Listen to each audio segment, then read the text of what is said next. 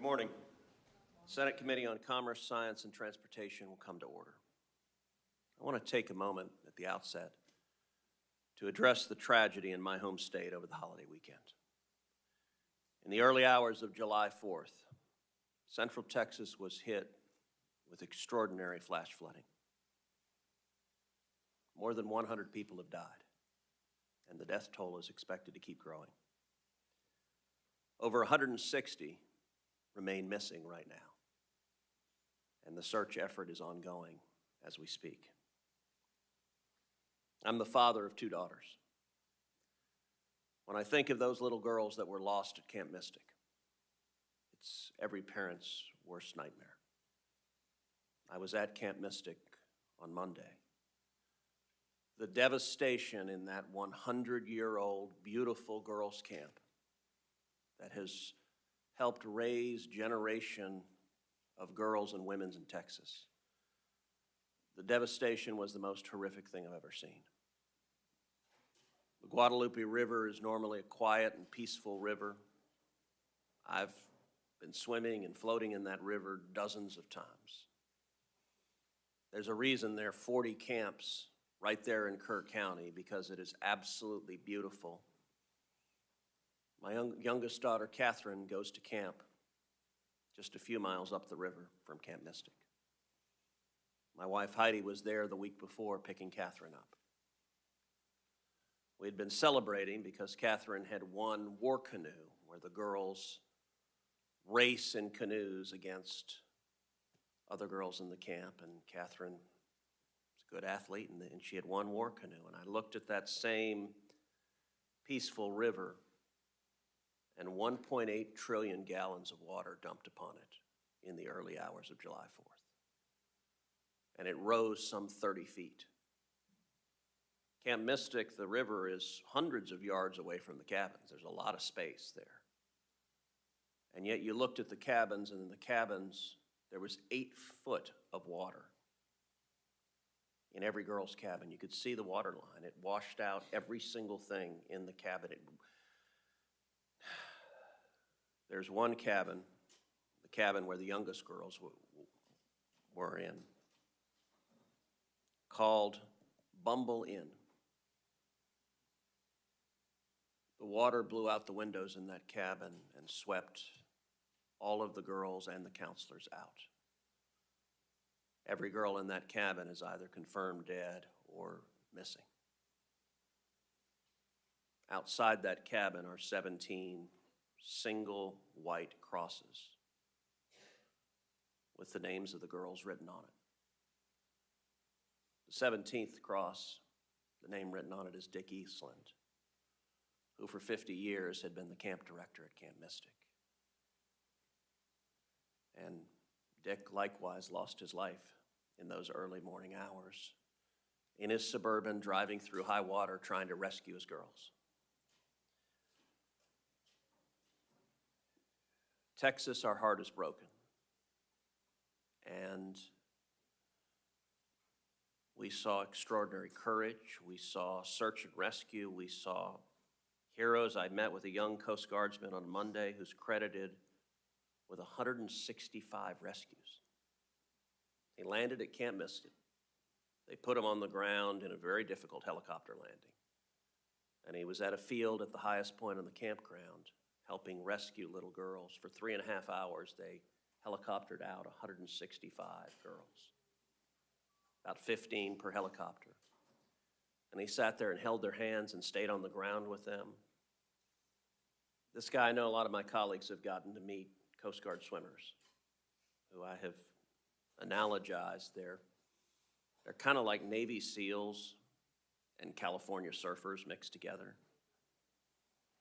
Like this young man, he described himself in the press. He said, "I'm just a dude," which is something a Coast Guard swimmer would say. But they're completely fearless. And when I saw him, he had just hung up the phone from talking with a mom and dad and with their daughter, and they were crying. They said, "You saved our daughter's life." And when she was there, terrified out of her mind, you held her hand and told her to be okay. So the weather can have enormous consequences. Our thoughts today are also with the people of Ruidoso, New Mexico, who faced flash flooding just yesterday evening. The power of a flash flood, the power of a tornado, the power of a hurricane, the power of a wildfire to devastate and destroy. Flying in a Coast Guard helicopter up the Guadalupe River, it was astonishing the devastation that water can produce. Cars were flung around like matchbox cars. And you know, when a car hits a tree, the car loses. The car crumples. But I'll tell you, when water hits trees, the trees lose. And all up and down the Guadalupe River, you saw thousands of trees just run over like a bulldozer had knocked them down. That was the force of the 30-foot wall of water that just everything in its path obliterated. Now, when tragedy strikes, we ask ourselves, what could have been done differently? And that's a question that we need to ask. In any crisis, there's an order that things play out. Stage number one is search and rescue, and that's got to be the first priority, saving lives, getting lives out of harm's way. Stage number two is recovery and rebuilding, and that's a process that takes months or even years as you go to the homes that are destroyed, you go to the buildings that are destroyed, and you look to rebuild. And we'll do that. Texas will rebuild. We're strong.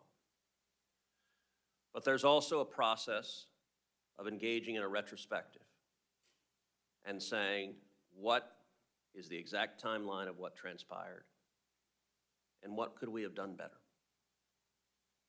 Look, every one of us looking at the flooding in Texas, if we could step into a time machine and go back to 2 or 3 in the morning on July 4th, we would rush into those little girls' cabins and get them the hell out of there. And so one question, Dr. Jacobs, you and I had a very good conversation in my office yesterday. I want to thank each of the nominees here for your expertise. But one question we will certainly be asking in Texas, and we ought to be asking across the country, is how can we improve the speed and rate of response that when an extreme weather warning goes out? In Texas, the National Weather Service put out one at just after 1 a.m. and another just after 4 a.m. But the problem is most people are asleep at 1 a.m. and 4 a.m. So those little girls never heard the warning.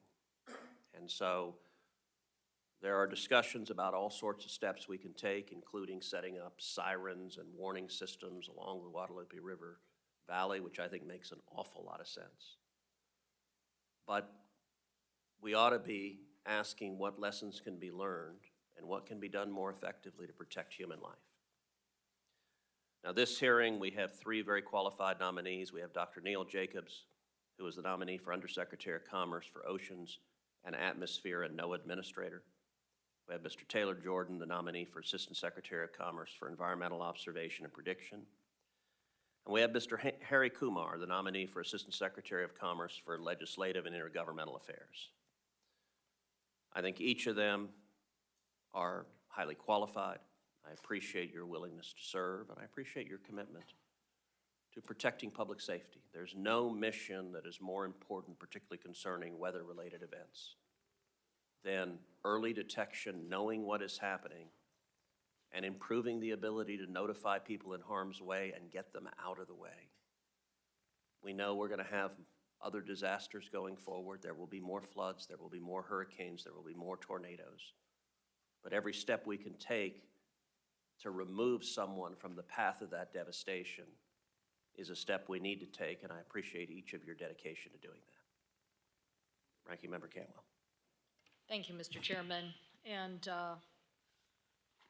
as you mentioned, this hearing comes at an incredible time of human loss from the floods in Texas, and now we know in New Mexico and North Carolina. But I want to offer my condolences to the families who've lost loved ones in this unimaginable tragedy, and to the people of Texas. We grieve along with you as a nation. Our thoughts and prayers do go to the families, to ask for strength for them to deal with this incredible loss. And as you said, there is a time and a place to figure out what transpired. You know, for us in the Northwest, where natural disasters, whether it's fire, flooding, earthquakes, or the big one that is someday going to hit, this issue of first responders and communication is really important to us too. So I too want to thank the National Guard for their incredible work and response to this incident. I want to thank the Coast Guard men and women. Pretty sure we train those surfmen and out on the Olympic, Long Beach area of our state, and we're very proud of what they do to get those men and women ready to help do the search and rescue. But clearly, first responders did everything that they were asked to do in response to this flood. But as you said, Mr. Chairman, there will be others. So I agree that we should figure out what we can do in the future to improve our communication system, to improve the science behind the information, and to figure out how we best prepare for the future. Today, we're considering Dr. Jacobs to be the NOAA administrator, Mr. Taylor to be the Assistant Secretary of Commerce for Environmental Observation and Protection, and Mr. Kumar to be the Assistant Secretary. NOAA does play an incredible, important role in preserving life and property, and obviously good data behind your weather reporting for sustainable fisheries to get food on the table, to support our domestic product. You play a critical role in safety and economic competitiveness. And so obviously I'm going to ask today about the cuts to NOAA and how, as a science agency, you preserve the core mission of an agency when we're cutting so much of the science and the science budget. The budget eliminates the Office of Oceanic and Atmospheric Research R&D arm, which is critical to improving lead times and accuracy of information. NOAA's R&D is at the cutting edge of science and projects like Warn-On Forecast, which will give communities more notice about tornadoes and other severe weather events by using prediction models instead of waiting to detect weather service that is already occurring. The budget proposal also eliminates NOAA's Integrated Ocean Observing System Program, the buoy system. This is a very bipartisan program that helps us, particularly in the Northwest, in detecting the potential of tsunamis, hurricane forecast, fisheries, marine transportation. And even though the administration put out an executive order calling for growing American fisheries, I believe that we are doing the opposite if we're not investing in the kind of stock assessments that we need to deal with fisheries management. So while the administration seeks to slash NOAA's budget, it has also taken a sledgehammer to its workforce. Since the start of the year, NOAA's workforce has been gutted by 2,000 employees. The agency currently has over 3,000 vacant positions, most of which cannot be filled due to the hiring freeze. For example, Pendleton, Oregon, the forecast office serving Central Washington, no longer has 24/7 local coverage because of their 44% vacancy rate. And in my opinion, that is unacceptable in the height of fire season. The hiring freeze also resulted in 160 vacancies at NOAA's research ships, resulting in 30% of those ships being left at the docks this summer instead of charting navigation in the Arctic, serving key weather buoys and conducting stock assessments. So for Washington, 2 pollock stock assessment surveys and 1 salmon survey have already been canceled. Now, what this means is that people can't fish. We don't have the science. They can't fish. We don't know. We're putting billions of dollars of economic activity at risk. So the West Coast region of NOAA fisheries has lost so many staff that we no longer have key experts to negotiate salmon or other treaties, and entire permitting teams are gone, and local communities are begging for answers on these. So I expect to hear how we're going to defend the science mission without the people and without the science to help deliver those essential services. I want to know what our real plan is that we're going to continue to protect our environment. Mr. Jordan, if confirmed, you will be responsible for advising the administrator on weather, water, climate, and related matters. And I hope that you will tell us today how you also plan to counter cuts to the weather program and where you stand on the R&D investment that we need to improve forecasts, such as supercomputing forecasts. Climate change is driving more intense hurricanes, more frequent severe atmospheric rivers, rain events, and is doubling the number of wildfires. According to NOAA, since 1980, we've had on average 9 extreme weather events annually that have cost us over $1 billion each.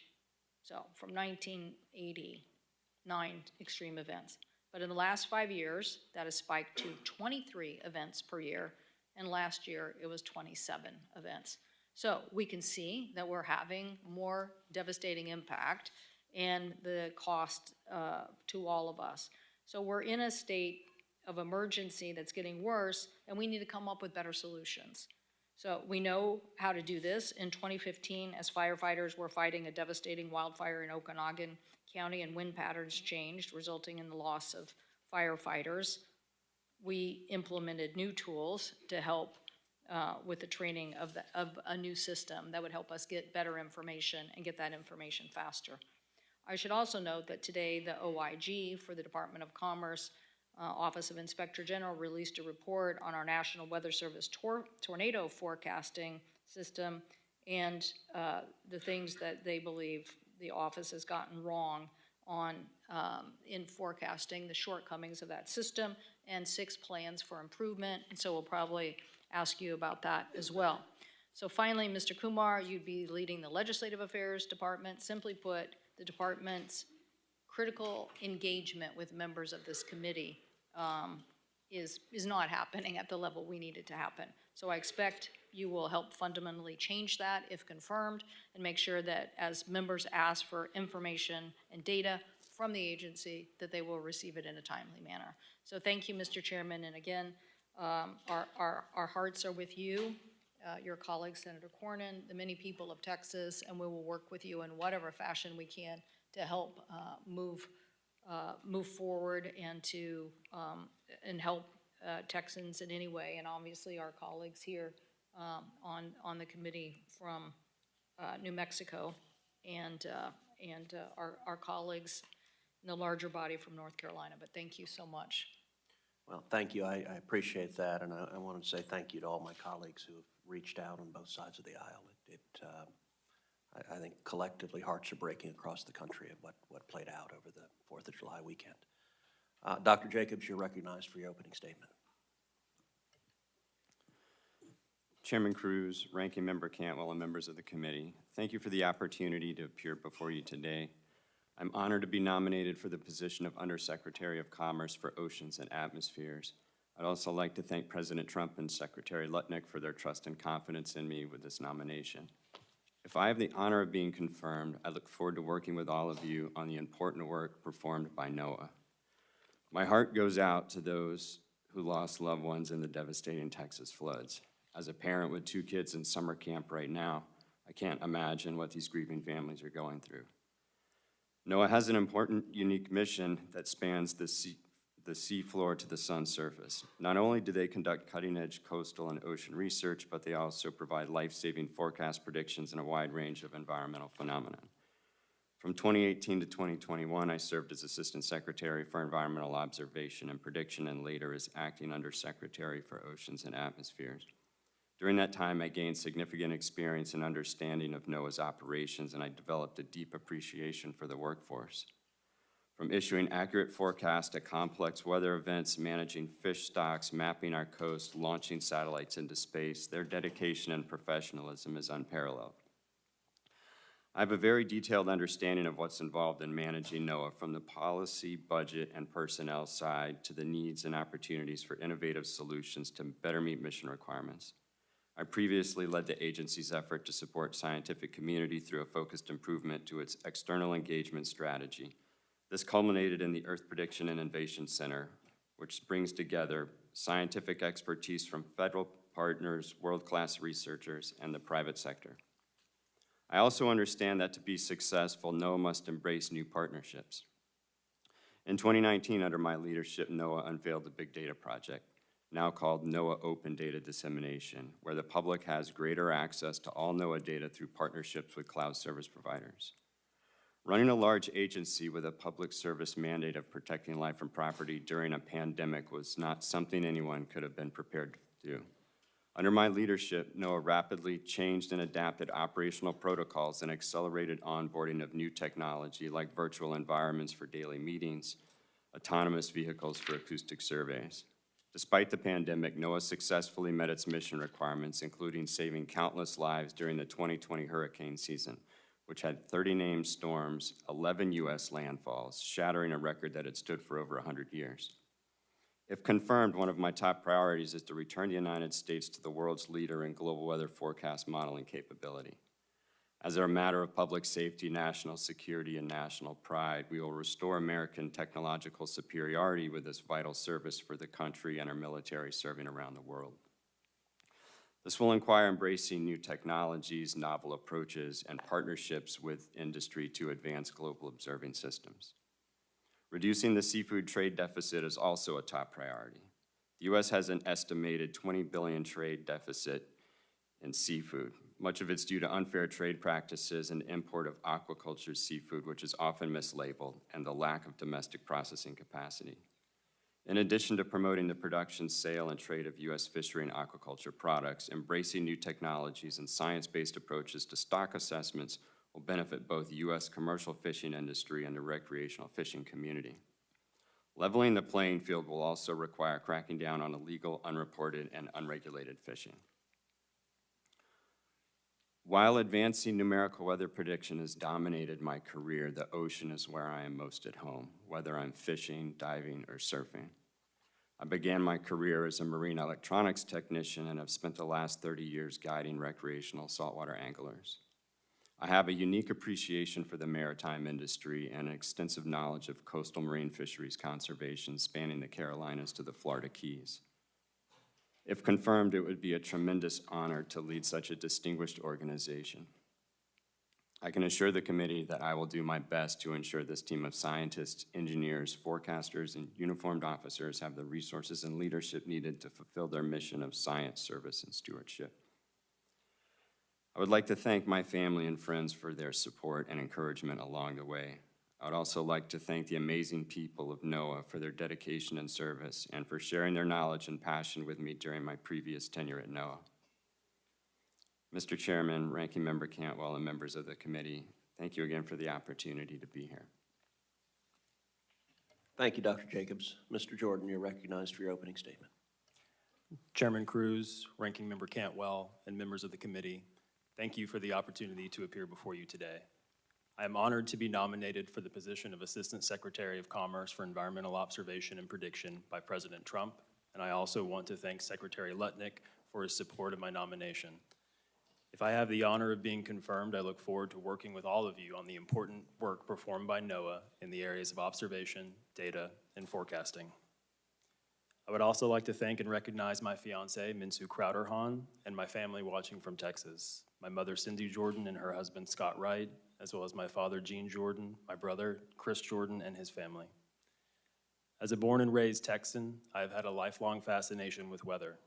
I grew up in Longview in East Texas, which has seen its fair share of severe weather impacts: tornadoes, straight-line winds, hail, lightning strikes. As a kid, every time the sirens would go off for a potential tornado, my father would first go outside and look up at the sky, which might be a uniquely Texan behavior, but I would head to my parents' closet to take shelter. I'd also like to take a moment to mention the floods in Texas this past weekend.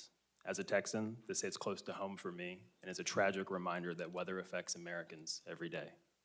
If confirmed, I will work closely with the Secretary of Commerce and the NOAA Administrator to ensure the National Weather Service continues to provide weather forecasts that keep Americans out of harm's way.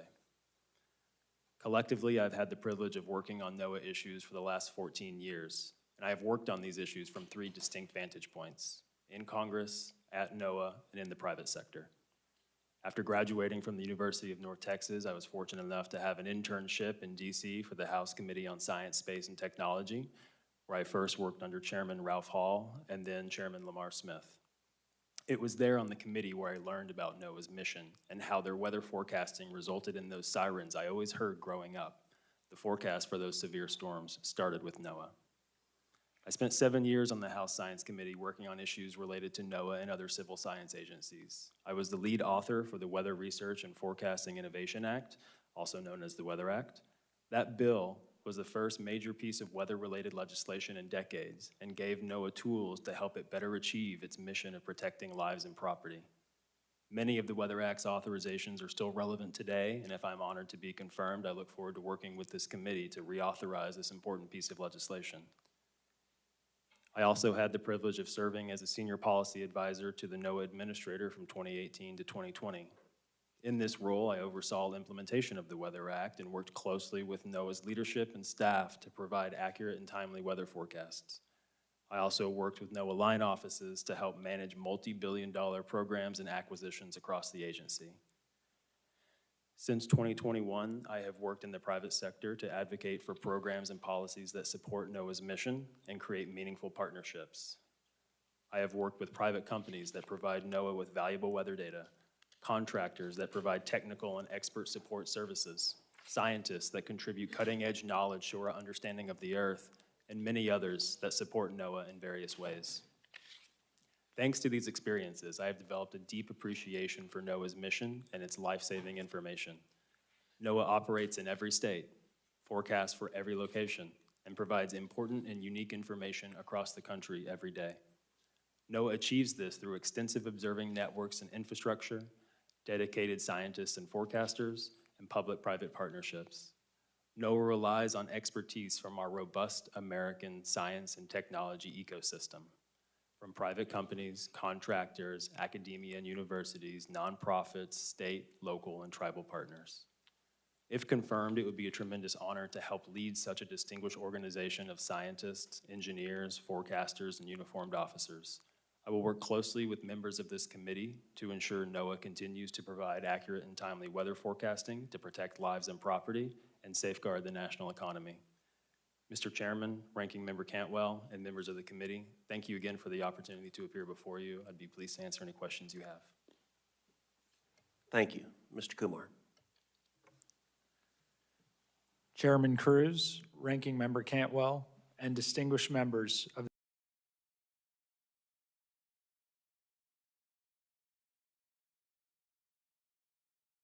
I want to express my deepest gratitude to those joining me here today, including my parents, Doctors Nat and Saku Kumar, whose unwavering support and example have profoundly shaped my commitment to public service, and my better half, Allie, whose love, encouragement, and support have been my foundation throughout this journey.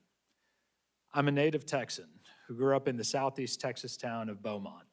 I was fortunate to be raised in a community that taught me the value of hard work, determination, and service, and I'm grateful to have the support of countless family and friends who have helped shape my journey to this point. My heart remains with my home state and to all those affected in the wake of last weekend's tragic events. I come before you filled with both humility and a strong sense of purpose. I believe my accumulated experience, including my prior work in legislative affairs at the Department of Commerce during President Trump's first term and as a staffer in this body, will serve me well in faithfully executing the responsibilities of the Assistant Secretary position. In previous roles across both the legislative and executive branches, I have worked to build bipartisan consensus, navigate complex environments, and strengthen the relationship between government and the communities it serves. If confirmed, I will bring that same approach to the Assistant Secretary role, grounded in transparency, responsiveness, and collaboration. The Office of Legislative and Intergovernmental Affairs plays a vital role in connecting the department's work with Congress, state and local governments, and tribal partners. If confirmed, I will focus on three key priorities. Number one, timely responsiveness, prioritizing clear, proactive communication with members of Congress and their staff. Number two, intergovernmental partnership, deepening coordination with governors, mayors, and tribal leaders to ensure that the opportunities and challenges facing communities are understood by the Commerce Department. And number three, bipartisan collaboration, working across the aisle to achieve the goals shared by all Americans, such as economic growth, revitalizing U.S. manufacturing, and protecting American innovation. Across the department's diverse mission, from supporting U.S. exporters and small businesses to safeguarding critical supply chains and our domestic seafood industry, success depends on strong relationships. I believe that effective public policy is built through engagement, trust, and shared accountability. If confirmed, I will work to ensure that the Commerce Department is a reliable partner to Congress and to governments at every level. In closing, I am deeply grateful for the committee's consideration of my nomination. I wholeheartedly believe in the mission of the Department of Commerce, which is to create the conditions for economic growth and opportunity for all communities. I look forward to working closely with members of this committee to strengthen that mission. Thank you, and I look forward to your questions. Thank you very much. Dr. Jacobs, let's start with you. You and I discussed at length yesterday the flooding that occurred in Texas and the tragedy that unfolded. As the head of NOAA, which oversees the National Weather Service, if confirmed, what will you do to better ensure that Americans are aware of and able to respond to emergency weather warnings, especially those that arrive in the middle of the night? Thank you for the question. As I said in my opening statement, numerical weather prediction and advancing that is a top priority. And the Weather Service did a great job. But there's a lot of things I would love to improve, obviously, weather forecasting being one of them. I'd also love to advance and modernize NOAA weather radio. NOAA weather radio saved my life in 1996. There's a lot of other things we can do as far as communications, because as you said, even if the forecast is perfect, getting the warnings to the people, particularly at late hours of the night, is a challenge. I think we can do more advancements, moving away from copper wire, moving towards telecom, potentially satellite, to send out these messages.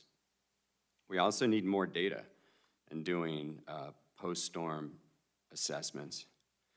One of the things that I've envisioned, because I've worked on several aviation accidents with NTSB, is something along the lines of what they do, but for weather disasters. Because we need the data to understand what went right, what went wrong, whether people got the warnings, if they did or didn't, and if they did they not understand them? You mentioned that NOAA weather radio had saved your life. Would you elaborate on that and tell us what happened? I was at a campsite in Florida with some friends, and it issued a tornado alert, and it was about 10 p.m., and this was back before I had a cell phone or smartphone, and I took out a gazetter, and I looked at the towns that it mentioned along the way, and I extrapolated the direction, which was right over where I knew we were. And so I drove around the campsite and held my horn down and told as many people as I could to leave, and everyone left. We went further down the coast to a hospital and went into the emergency room because it was the closest brick building. When we went back to the campsite, it was nothing but bare dirt. Wow. In 2017, Hurricane Harvey devastated entire communities all up and down Texas's Gulf Coast.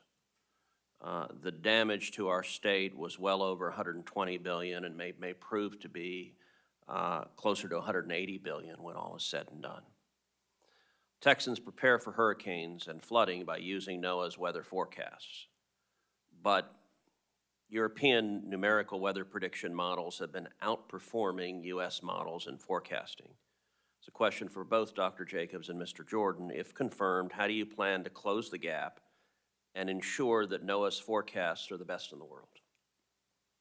Closing the gap is going to require a mix of collecting more and better observations, because these prediction or initial value problems, they all start from better observations, and then data assimilation. So the joint effort for data integration and data assimilation system. One of the reasons why the Europeans have a better model than the US is they use four-dimensional variational data assimilation. The US needs to advance its data assimilation work and also consolidate its modeling systems across resolutions of time and space. Mr. Jordan.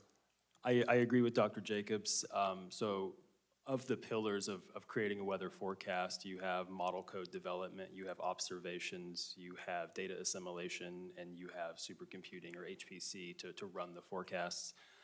As far as observations goes, we actually absolutely need to push the technology stack forward and ingest new sources of data. But the Europeans also have that same data. So what's the difference between the American modeling and the European modeling? It's part of it is model code development and data assimilation. And I think we need a targeted investment into data assimilation to make sure that we can push that ball forward and have a better weather forecast.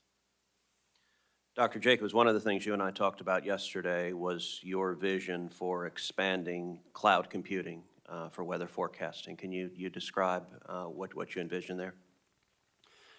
Sure. So one of the things that I think would be a tremendous leap forward for the National Weather Service is the system that they process the information on, called AWIPS. They have to download the data locally. And the higher resolution files get, whether it's data or model output, the longer it takes them to get that information. That's one issue. The other issue is they have to be behind the computer to do this work. And I think transitioning this software to the cloud so they're actually uploading the code instead of downloading the data, as well as having the ability to have a laptop so they can access it from anywhere, it not only improves their ability to get the data faster, but it would allow a forecaster from anywhere to do a forecast for anywhere. And so you were saying this would enable forecasters from the National Weather Service to embed in an emergency operations center and be right there on the ground in a crisis. Correct. Yeah, they could literally work from anywhere. And so embedding in the emergency management centers, particularly during major weather events, would be really advantageous. Okay, last question. It is an ongoing problem, particularly in South Texas, dealing with illegal Mexican fishermen, lanchas coming and illegally fishing Texas red snapper. The Coast Guard fights against it. The federal government fights against it. This illegal fishing is actually paid for by Mexican drug cartels in many instances. Dr. Jacobs, what more can NOAA do to combat the problem of illegal fishing in Texas? Appreciate the question. IUU fishing it's another top priority of mine.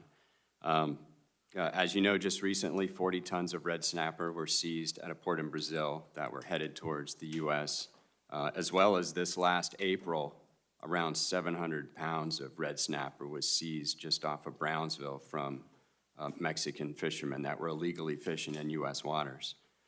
I think it's a mix of new technology. There are ways when these boats turn off their transponders to track them through satellites.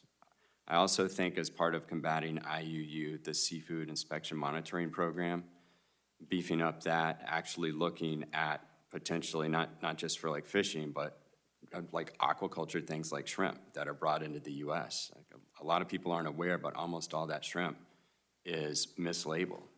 So understanding the origins of the seafood. Thank you very much. Ranking Member Cantwell.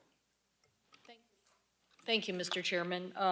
Following up a little bit on your line of questioning, since you approached this, certainly, Dr. Jacobs, as I mentioned in my opening statement, I'm concerned about its 27% budget cuts and particularly the atmospheric, the Oceanic and Atmospheric Research Organization itself and the people. But to get this right, following on Senator Cruz's questioning, we had a less tragic event, but no less tragic event out on the Olympic Peninsula. The NOAA Weather Forecast Service said, no, you don't need a Doppler. And we're like, yes, we do, because we have a mountain range that is blocking the information. And NOAA Weather Service said, no, you don't. And we said, yes, we do. And then we had a 100-year event that killed people and did unbelievable damage. And all of a sudden, NOAA Weather Forecaster said, yep, we're gonna help you. Actually, we helped get the Doppler. Now, we still have a community that we have information, but guess what? Every day we live there within threat of a tsunami, and we've built a tower, but that's it. There is no real coordination with that community. I mean, the bottom line here is we have beautiful places around the United States of America, and people want to go visit them and live there, and they do. But guess what? They are not the most resourced communities in our country. Then the question becomes, what do we do to provide the emergency response, whether it is fire or hurricane or tsunami, or tornado, what do we do? Now, you mentioned the radio, and I want to get to that communication level. But I want to start with just the basic research, because at that same event, when we got the Doppler and we got the tower, I said, so now we're done, right? And they were like, no, we're not done. I said, well, why is that? They said, Senator, because every particle in a storm is its own algorithm. And we could be computing this, and we could tell you 2 weeks in advance what the storm is likely to do if we put in the supercomputing time.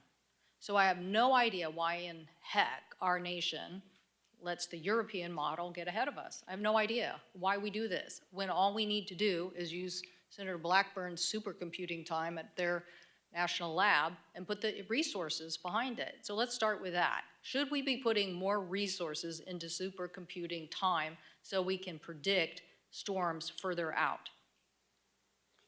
Well, obviously, high-performance supercomputer, these physics-based algorithms need a lot of it. And one of the priorities of mine is advancing numerical weather prediction.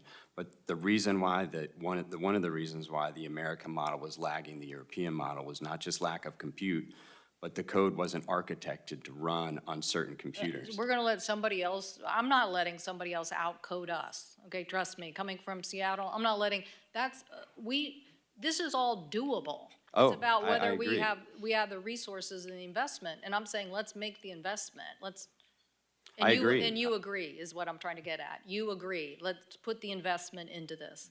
High-performance computing, cloud-based high-performance computing is critically important. Another thing I'd like to point out is once we transition that code to architectures that even industry could run, now we have private industry investing and developing the same code. Okay, I'm all for that, but I want you to maintain your role. And I think that the difference here is, and we do that. Believe it or not, the University of Washington has probably helped this community plan for an eventual tsunami more than anybody has, because they've outlined. So it comes to the second point, which I just want to drill down on, because we're having this problem now with not having these forecasters. The fire situation I mentioned, we woke up one day and looked, the meteorologist from NOAA said, oh, I'm over in Seattle, and this is here's a totally different picture. Central Washington, because they didn't have a meteorologist in that region on the ground, predicted something else and sent people out. And they died. And because the fire was too volatile given the high winds. So we've been a big believer in having that local meteorologist and having that coordination when you know what the local weather event is going to be. So you're not suggesting that we can do all of this some sort regionally or through the private sector? No. Okay, I want to clarify this, because this is what is going on now when we shortchange resources. And I don't want for fire season to be shortchanging resources. These events come up in very dramatic form and can happen, and we need the accuracy. And the last thing is, I want to see, I hope, given all of my experiences, and we also, we've had a lot of natural disasters in the state of Washington. We had the Oso mudslide, which was also killed 40 people. A lot less planning to do there, but weather event information could have probably put data out to the community. But the point is, somewhere we all collectively have to come to a conclusion about what we are going to do when we have massive populations in communities, that you actually have to have an implementation plan. So whose responsibility is that implementation plan? And so we see it all the time, because the gap, NOAA says, okay, well, I'm gonna give you the information, and then it's a rural community and they don't have the plan. So as I said, University of Washington is filling that gap. So what can we do now that we've had 27 extreme events this year? What can we do to help communities get better plans? Well, going back to your weather service question, if confirmed, I will ensure that staffing the weather service offices is its top priority. It's really important for the people to be there, because they have relationships with the people in the local community. They're a trusted source. I didn't mean to imply that this was going to be regionalized or anything.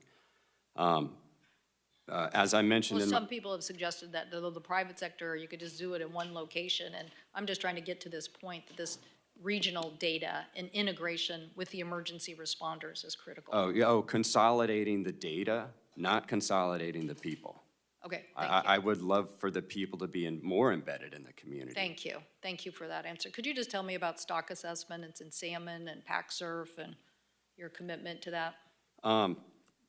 Stock assessment's obviously a huge priority of mine. If confirmed, I will do everything I can to get them back on track. I realize that it's a sensitive issue because without the quotas set properly from the stock assessment data, the fishermen can't fish. It's a very important priority. And pack surf? Yes, Pacific salmon, obviously critical to the culture, the economy, has my support. You know, if confirmed, I would welcome the opportunity to advocate for this. Thank you. Thank you, Mr. Chairman. Thank you. Senator Moran.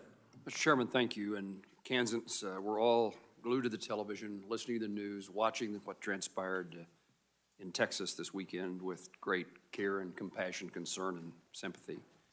And I share that with my fellow Kansans.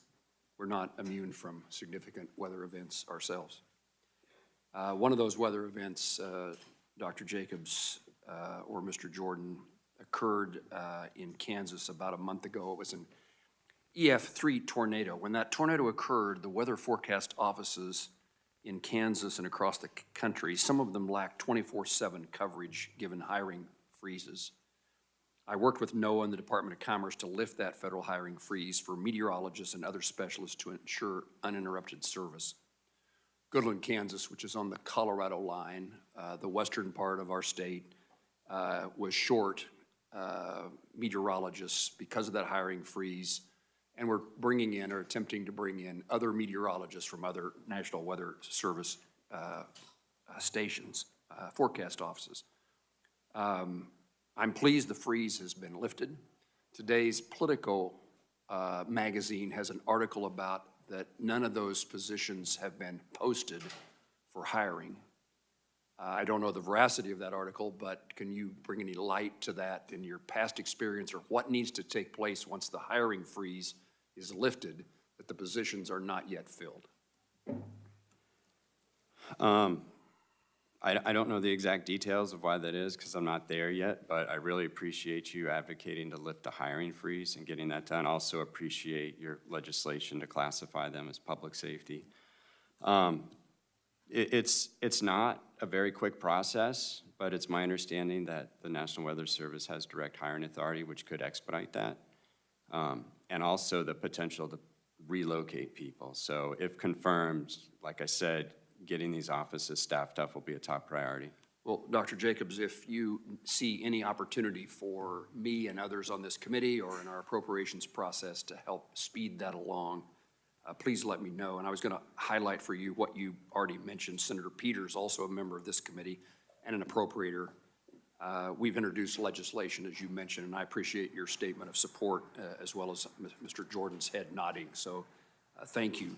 What could you tell me about the technology and capabilities? We have 4 weather forecast offices in Kansas: Topeka, Dodge City, Goodland, and Wichita. Would I expect that they would have the best technologies that are available and utilized across the country, or is there something different about rural Kansas, rural America, that would diminish the capabilities that our forecasters have because of technology and equipment? I don't believe there's anything unique to your region that would limit the technologies or capabilities. My hope is that a lot of these technologies that would advance this are not just nationwide, but global. Because as we transition to a larger scale model, global modeling system to lengthen the forecast horizon, we're gonna need these technologies collecting data worldwide. It's one of my goals in light of what's transpired on a number of occasions, and is to make certain that all weather national forecast centers have the latest, best technologies and would work with you and NOAA to achieve that.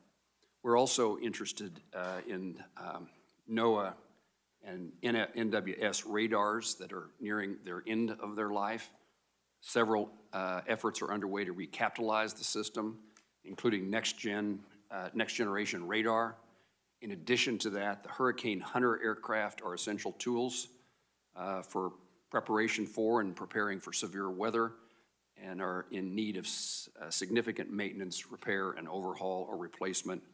Would you plan as a NOAA administrator to ensure these critical instruments are upgraded and are replaced? Yes. And let me turn to Mr. Kumar. You've had no questions this morning. You must be a good bridge builder. I noticed for your alma maters are two universities in the state of Texas that I know are not necessarily friendly to each other. So I look forward to you using those circumstances to allow Congress and the administration to work well together, and Republicans and Democrats to reach good conclusions. What I want to highlight for you is the Department of Commerce, including NOAA, has not completed its spend plan for this current fiscal year, last year's fiscal year. So the appropriators do not have the data that is required by law for the Department of Commerce to provide us. And I would encourage you, if confirmed, to see if you can make that happen.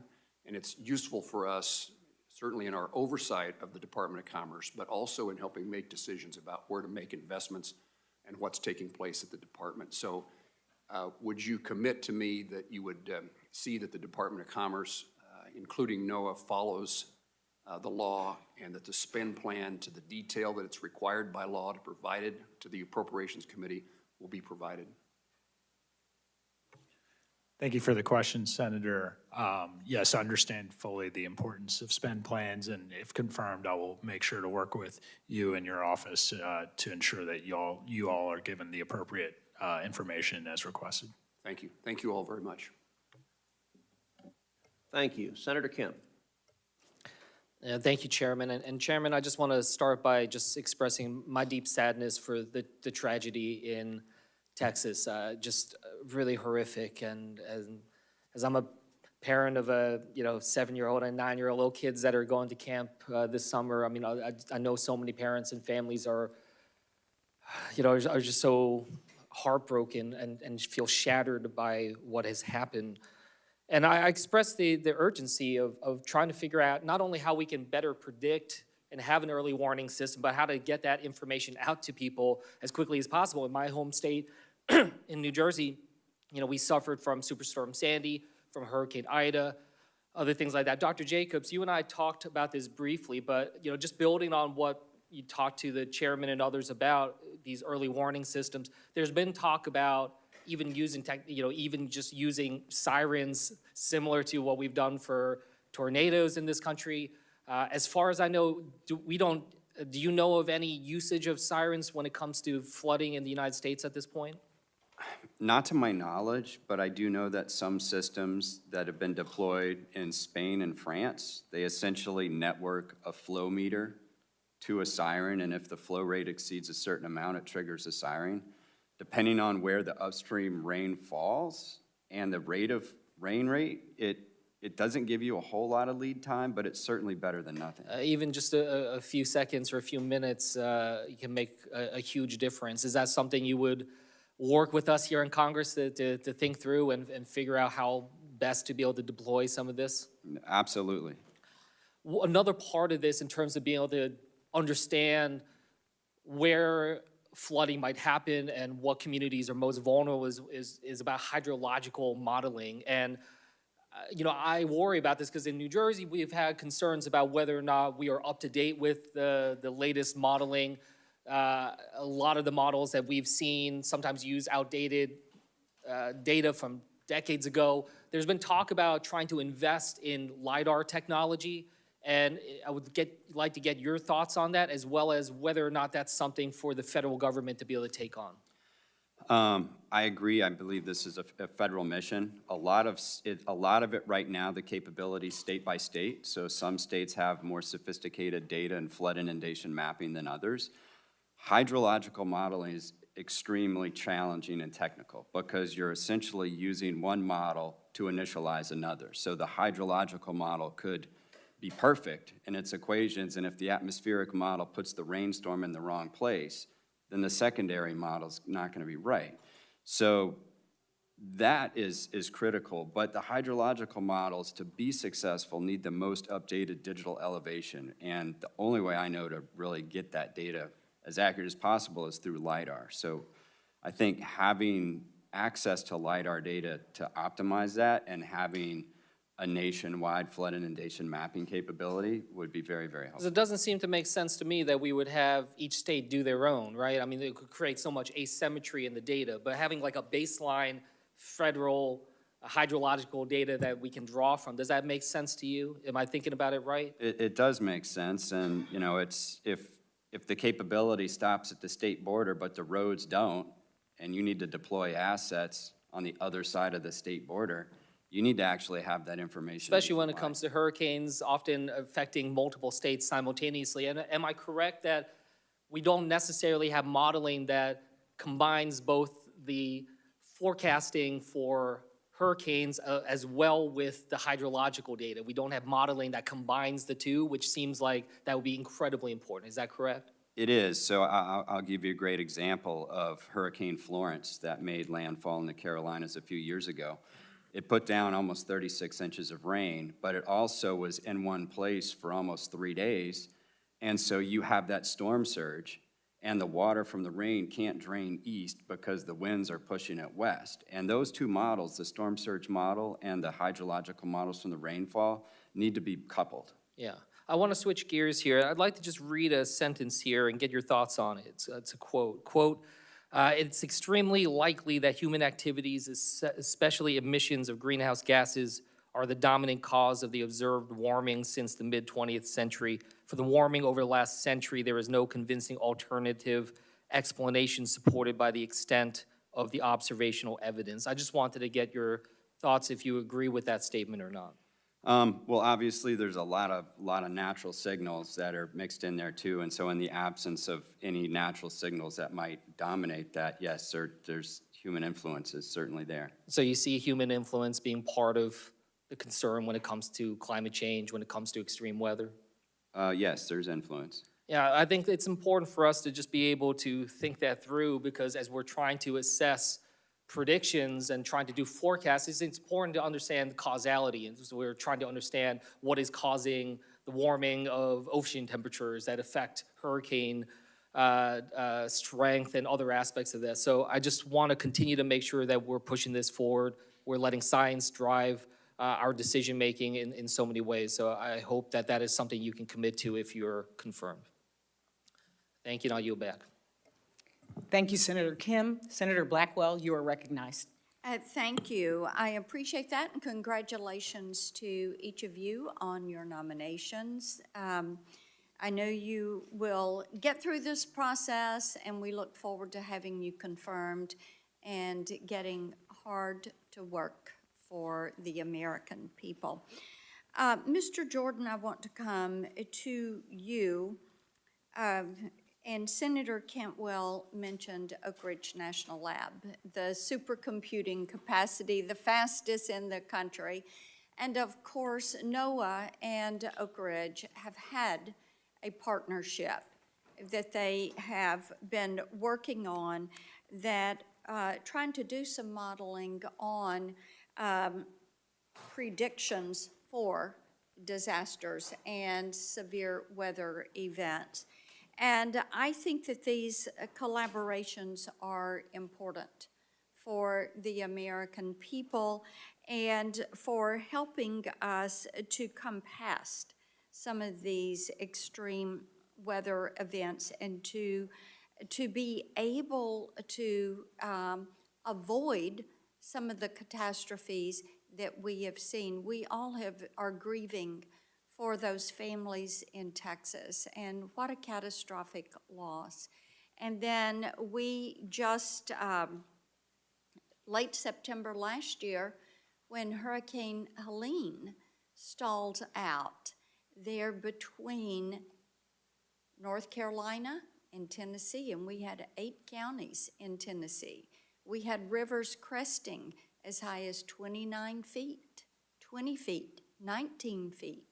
15 feet, and tremendous loss of life. And we're still reeling and The rebuilding is taking place. Debris removal is still taking place. So the impact is felt for years and years. It takes so much time to recover. So I want to return to some of these partnerships that can help us. And I would like for you to talk a little bit about how you would prioritize partnerships like the one between NOAA and Oak Ridge National Labs so that we are better able to predict what is taking place. Thank you for the question, Senator.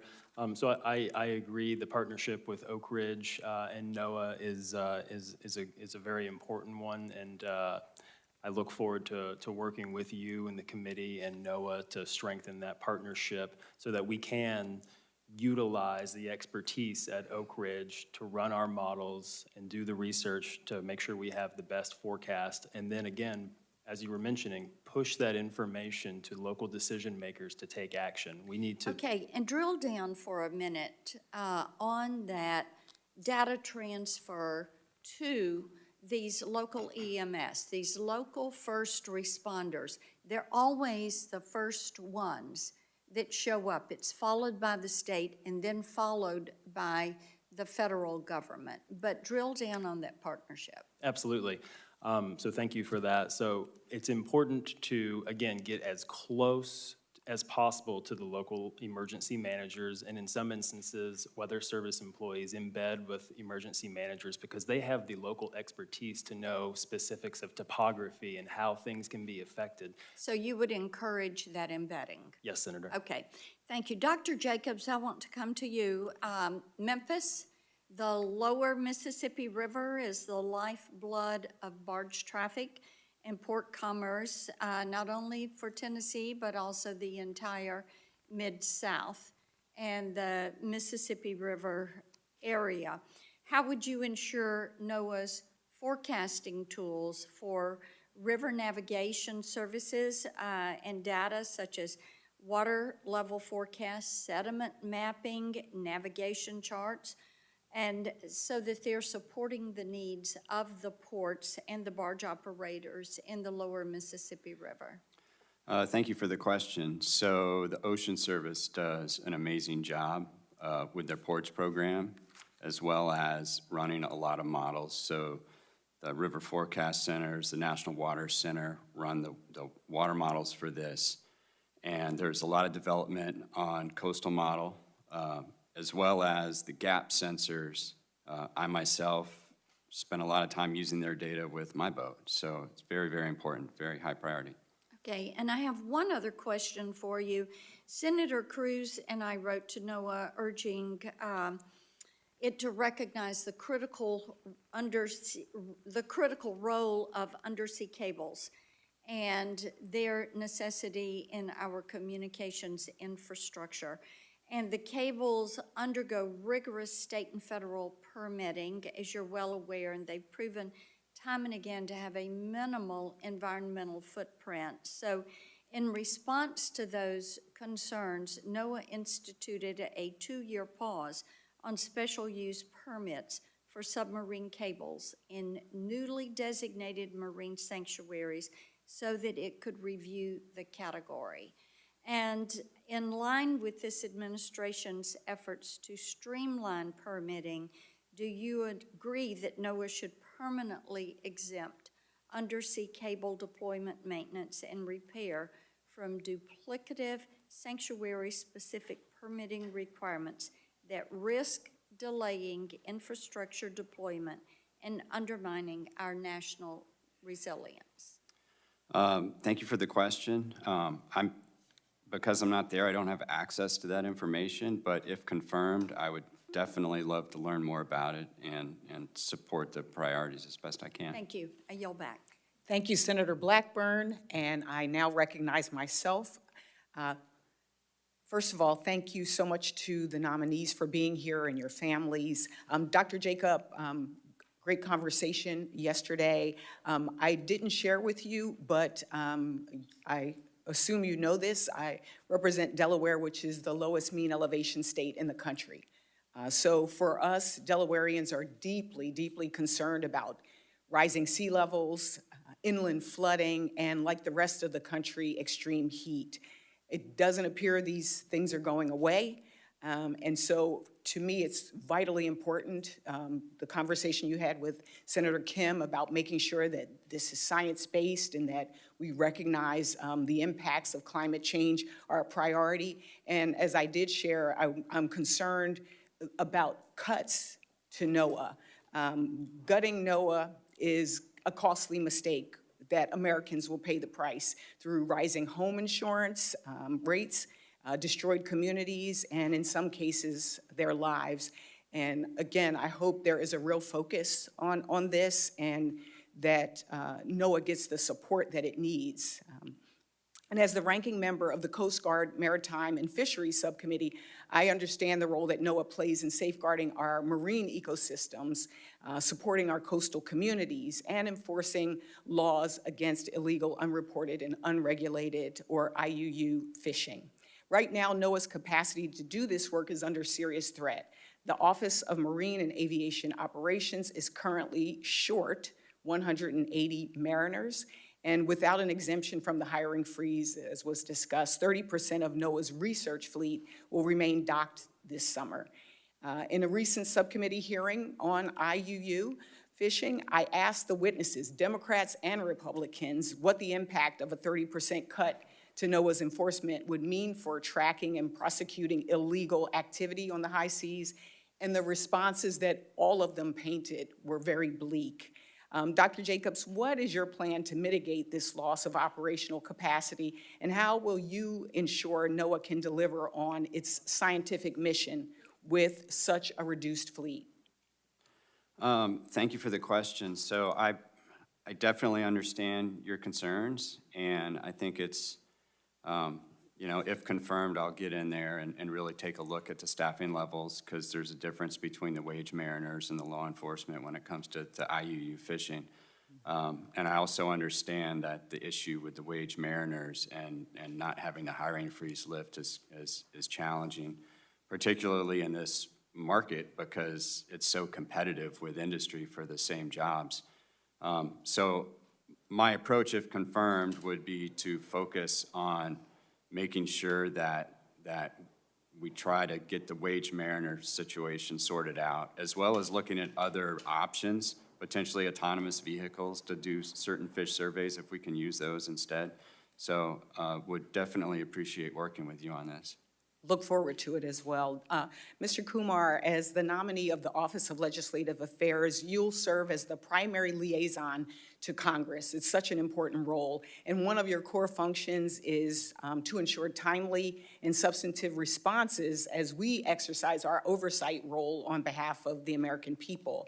I have to say I've been frustrated by the lack of response of letters that I've sent. In the last 6 months, I've sent 8 letters to the Secretary of Commerce on a variety of topics, from the implementation of the Broadband Equity Access and Deployment Program to the abrupt restructuring of the Minority Business Development Agency, but I haven't received a substantive response yet. I'm just going to ask, are you familiar with the letters that we sent to the department? Thank you for the question, Senator. Yes, I am at a high level, yes. At a high level. And I wanted to know, when do you think I could receive a response? Or is this going to be a priority of your job? Yes, if confirmed, as I said in my opening statement, understand fully the importance of timely information being provided back to the committee and its members. I know MBDA, I know there's broad active litigation going on, but even in those instances, I'd like to at least be able to communicate what we can and can't say on a matter and making sure you're getting information back. So I brought the letters with me, so I'll give them to you afterwards, because I'd really love some substantive responses, not the kind of form letter response. Would love to follow up with you on that, should you be confirmed. And Dr. Jacobs, just to pivot back to seafood fraud and mislabeling. I have some questions for you, but what specific steps would you take to strengthen NOAA's efforts to combat seafood fraud? And what role should technology, traceability, and interagency enforcement play in the efforts? Well, as far as technology goes, one of the things that I found pretty interesting is a lot of these vessels, and sometimes they're flagged under other nations, will be fishing in our EEZ. They'll turn off their transponders, come in, illegally fish in our waters, and then go back out. And we can actually see them on satellite imagery. So there's a way to trace them down, and working potentially with the Navy and the Coast Guard on this, I think would be great. As far as the actual import monitoring, one of the things that I've been interested in is actually doing genetic analysis on certain seafood products, because we can trace the origins of it then. I want to end with something we discussed in my office, which was the Sea Grant program. I think it's a vitally important program, particularly for communities across this country, including U.S., Puerto Rico, Guam. It's one of those things that really helps the communities. You talked about the big data. If we have the data, but people don't understand how they can apply it and use it, how it could help with economic development, how it could help with resiliency and making sure that our communities are safe, it does us no good. And so in our meeting, I was pleased to hear you say, this program is awesome. Those were your words, awesome. And so I am imploring you to make sure that this program is protected, because again, it does so much for our local communities, for our business opportunities, and really to make sure that folks are safe. And so I thank you for that. I am actually going to yield back time myself, and I will follow up with additional questions. But I will now recognize Senator Capito. Thank you, Madam Chair. Thank you all for being here, for your willingness to serve. And I would like to start with Dr. Jacobs. Thank you again for our meeting yesterday and our previous meetings in past years. We talked about NOAA's Environmental Security Computing Center, NESCC, in Fairmont, West Virginia, at the Tech Park, in the I-79 Tech Park. And as you know, that center received $100 million for the high-performance computer called Rhea to support NOAA's widespread adoption of AI. The I-79 Tech Park in Fairmont is a unique asset for NOAA and the broader adoption of AI. The park houses the supercomputing operation with the high-performance computers named Hera and Rhea. I like that they're female names, but it's just me. And Rhea should be operational by 2020. I won't ask you to comment on that. Rhea will be operational in 2026. What is your vision? Obviously, we hear AI in every single aspect of testimony, no matter what we're talking about, whether it's finances or healthcare, whatever, and we see this also at NOAA. How do you feel? What is your vision for the institutionalization of AI at NOAA, and how would you use these assets that I've referenced? Very much appreciate the question, and it's great to see that HPC finally get installed and operational, because the last time I was at NOAA, we actually got half of that data center built out. Right. I think there's a lot of opportunity with AI everywhere, from like improving some stock assessments in fisheries to also in numerical weather prediction. So right now, there are AI-based models that just completely replicate the entire modeling system. They're trained on the physics-based models, so there's still a need to run the physics-based models, but there's also aspects of AI that can be used inside the physics-based models, where the AI systems replicate some of these physical algorithms. And the exciting thing to me is they can do it in a fraction of a second. So what 5 years ago would take 30, 40 minutes, we can do now in a second or two. Mm-hmm. And I think doing a lot of that development work, particularly on that system, would be a really good use of it. Well, thank you. Do you feel that NOAA has the support to have a sufficient procurement process now to assess the quality data sets and improve the data storage? We talked about going to the cloud and a lot of other things the other day. Do you feel like the procurement system is going to allow NOAA to move in this direction as rapidly as it needs to be? I mean, so there's an interesting dynamic, I think, unfolding because a lot of the data that NOAA has is really sought after by private industry. And the data that NOAA has is obviously freely available to the public, but private industry may pay a cloud service provider to crunch the numbers. So when we would process the data on an HPC system and then host it in a data center like a commercial cloud service provider, they're actually offering to host the data for, and sometimes free, petabytes of free storage, and allow to pay for the egress, for the download, because they can also charge industry to process the data. Right. Right, so that gives you a little more flexibility with that. I'd like to pivot to the storms in Texas and the weather predicting, and obviously I live in an area that is prone to rapid flooding like that, but the tragedy that we see in Texas is like nothing that it's unimaginable for many of us.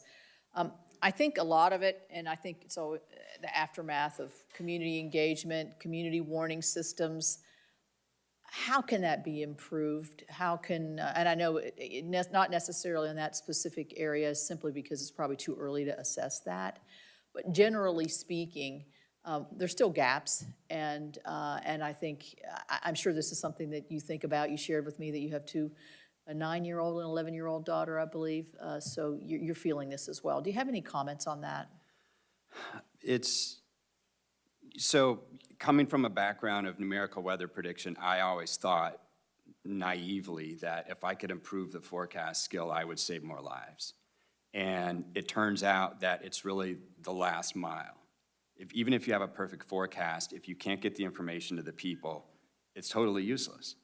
And so having a way to distribute the watches and warnings, and particularly in regions that don't have good cell coverage, Right. I think there's an opportunity to modernize NOAA weather radio and then potentially also look at some satellite capabilities, some CubeSat-based data transmission. That wasn't really an option a couple of years ago. And so I think probably an all-the-above approach and modernizing the way to distribute these watches and warnings is something that is going to be a top priority of mine. Thank you. Thank you very much. Senator Lujan, you are recognized. Thank you, Madam Chair. And to my brothers from Texas, my deepest condolences for all that's happened and for all the lives that have been lost and families that have been impacted, and to everyone that has been on the ground with all those first responders, all the volunteers just helping those families. As my colleagues may know, unfortunately in New Mexico yesterday, the Rio Ruidoso rose to nearly 20 feet in a matter of minutes amid heavy rainfall, sweeping away homes, if you can believe that, in the flows. And we've already lost loved ones out that way. This is an area that was also ravaged by wildfire not too long ago, as we've all had conversations about what needs to be done with FEMA and others with wildfire, and then the flooding that follows for years and years to follow. Now, today we have witnesses that hope to serve at the National Oceanic and Atmospheric Administration with NOAA, which oversees the National Weather Service, which provides critical forecasting data that Americans rely on to protect their lives. We also know that emergency alerts and the work of NOAA and the National Weather Service does save lives. I appreciate your response, Dr. Jacobs, to the question from Senator Capito. However, Project 2025 has outlined a plan to commercialize the forecasting, which would force American taxpayers to pay private companies to access weather forecasts. Dr. Jacobs and Mr. Jordan, yes or no, do you think Americans should have to pay to access forecasting data, protect the safety of their families and homes from natural disasters? Dr. Jacobs? No, I think that that's an essential service that all Americans deserve. Mr. Jordan? I agree, no.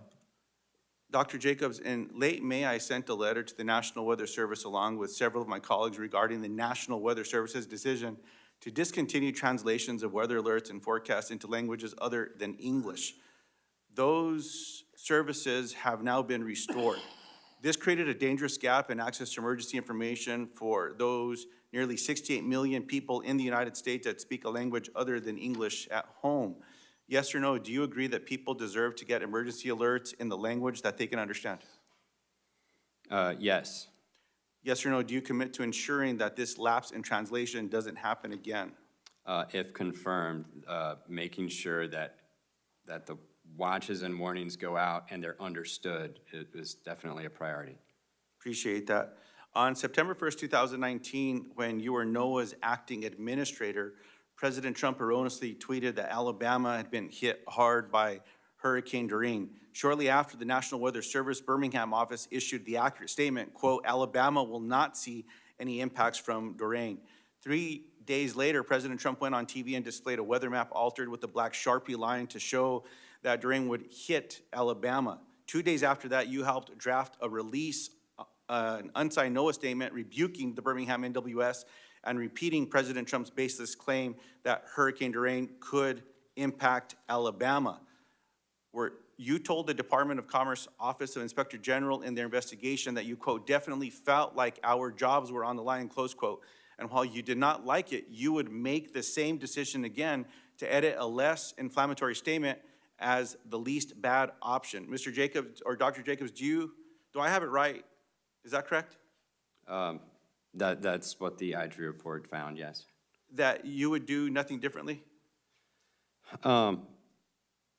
I mean, there's probably some things I would do differently, and there's a lot of things that I did after that to, I guess, change any potential future outcome. One of them was revamp. Let me ask this question, because I just had constituents die in New Mexico. We had constituents die in Texas. Would you sign off on an inaccurate statement due to political pressure in the same event, yes or no? No. I appreciate that very much. Mr. Kumar, Congress appropriated over $68 million to MBDA under the most recent funding bill. But now the Secretary Lutnick and the Trump administration have dismantled the MBDA, ignoring the law Congress passed in 2021. When Deputy Secretary DeBar was before this committee in May, he committed to, quote, follow every dollar and report back to this committee regarding the status of MBDA. I have a letter here that I plan to send to Deputy Secretary, holding him to this commitment and asking a series of questions regarding MBDA funds and grants. Mr. Kumar, if confirmed, you'll be responsible for overseeing the department's responses to Congress, yes or no? Thank you for the question, Senator. Yes, I will be. So yes or no, will you commit to me that my colleagues and I will have the report Deputy Secretary DeBar promised regarding the status of MBDA funds and complete answers to other questions within 2 weeks of your confirmation, if not before? Thank you for the question. If confirmed, I will go back to Deputy Secretary DeBar on the letter you mentioned. We'll get a response within 2 weeks? I will make sure to get with him right away and try to provide as timely a response as possible. As timely a response, less than 2 months? Thank you for the, I will do my best to get it in the stated timeline. Less than 6 months? Again, I will do my best to get it to you in the stated timeline. Thank you, Madam Chair. It's challenging when given an amount of time to respond timely, when all of these witnesses take oaths that they will respond timely to this committee, but when we even extend that time, that a simple answer of yes is just, cannot be found. It's frustrating. Thank you for the time, Madam Chair.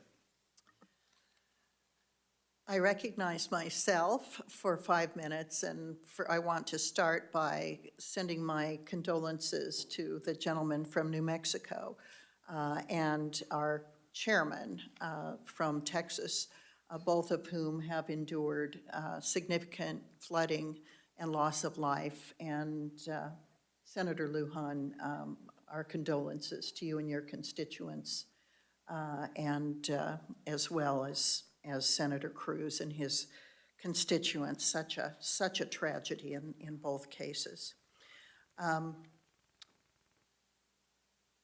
Dr. Jacobs and Mr. Jordan, welcome. And Mr. Kumar, welcome. Your relevant experience in weather operations and atmospheric science policy is noted. Thank you for your willingness to serve. Look forward to your service for the American people at the National Weather Service. I come from Wyoming. In Wyoming, the weather is the news. I'm also a rancher, and so the first thing we look at in the morning is the weather, because it affects every move we make. that is true for a lot of people in Wyoming, whether it's a closed road because it's icy, the weather turning for people who are recreating in Wyoming, people who want to know what the snowpack is in Jackson Hole at the mountain resort or at Targhee. When blizzards are rolling in, and you might get trapped in your home if you don't get your vehicle out right away. I mean, these are all real life, everyday occurrences for Wyoming people. The weather is the news. So I've been in tornadoes in Wyoming, flooding, hail, wind, lightning. I know people who've been struck by lightning. I remember dealing with, I was laying with my brother in an irrigation ditch while it was raining really hard, because while I was on the baler and he was on the windrower, a tornado came and literally took the hay up into the air that we were trying to bale and windrow, and so we're laying there getting hailed on in an irrigation ditch trying to stay out of the tornado. Amazing experiences. I mean, that's life in Wyoming with the weather. So I want to talk to you specifically about how important the National Weather Service is to Wyoming. We have two major National Weather Service facilities. One is in Riverton, which is kind of in central Wyoming, and the other in Cheyenne, which is southeast. Now, a decision was made to close overnight service in Cheyenne and route evening coverage through Riverton. So the closures from 1 a.m. to 7 a.m. I'll want to visit with you after you're confirmed about this a little more. You know, that's about, I don't know, 250 or 300 miles difference between Riverton and Cheyenne. It's as different as night and day in terms of the weather experience. And it would be extremely helpful if we could have a presence in that Cheyenne Weather Service facility. Wyoming's vast. We have almost 100,000 square miles, multiple mountain ranges, tremendous topographical and elevation differences. Weather conditions are very, very local. My sister can get hailed out on her farm, and I'm just hunky-dory, just 30 miles or 40 miles away from her. So the weather is a significant factor in our economy and in our survival and in our health and well-being. So I do want to work with you on the Cheyenne-Riverton issue, as well as other issues regarding the National Weather Service and its ability to serve the people of this country. So, quick question now that I've been on my soapbox.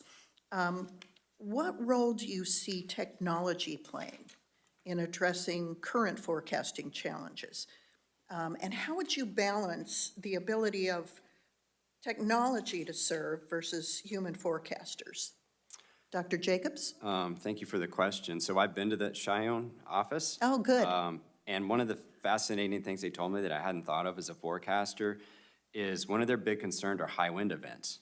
Absolutely. And they're actually worried about 18-wheelers getting blown off the highway, which to me seems like pretty high wind. I've seen it happen. I've seen them blow over on Interstate 25. Yeah, to answer your question, I think the use of technology is probably a mix. Technology, well, maybe like a three-prong mix. So using new technology, whether it's space-based or in situ systems like drones to collect observations to build a data set of better initial conditions is going to improve the models. Then a lot of compute architecture, CPUs are almost phased out. We're looking at GPUs now, other types of chips to optimize that using AI. And then on the back end, as we've been discussing today, using different types of technologies and capabilities to more rapidly and effectively distribute the watches and warnings. Mr. Jordan, do you have a comment on that?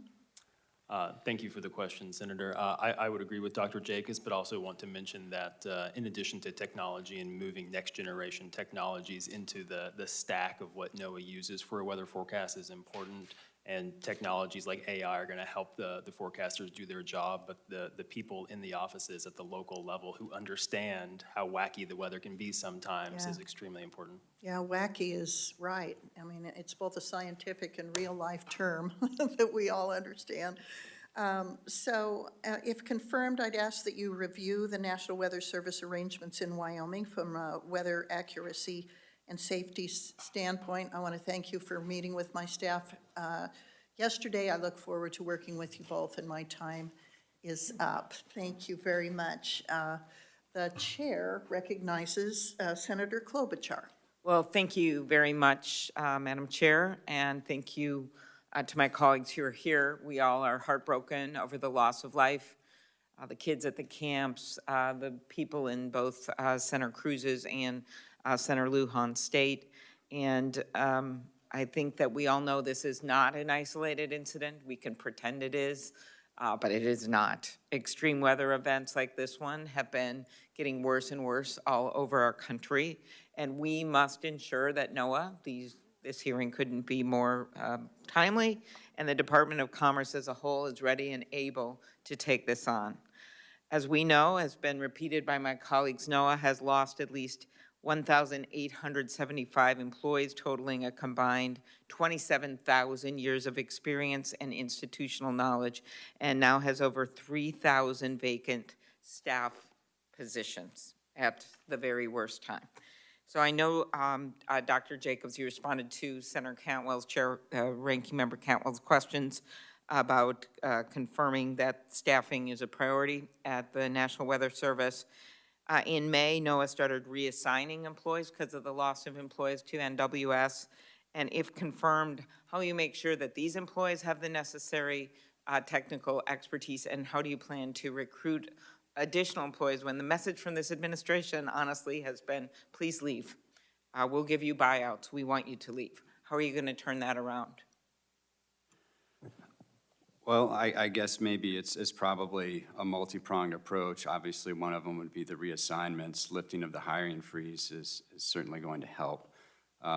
As far as recruiting, I'm optimistic as a former teacher of a lot of former students of mine who are actually Weather Service employees now, that I can appeal to their sense of mission, that this is important, like ensuring that Americans have timely and accurate forecasts to protect lives and property is something that appeals to people. This is why they go in to study meteorology.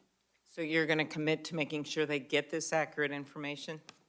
Yes. Okay, and I guess along those lines, Mr. Jordan, I just addressed these stronger storms that we know are a scientific fact, warming climate, and if confirmed, will you advocate against attempts to limit information sharing on the impacts of climate? Because I don't know how we're going to respond to these storms if we pretend it's not happening.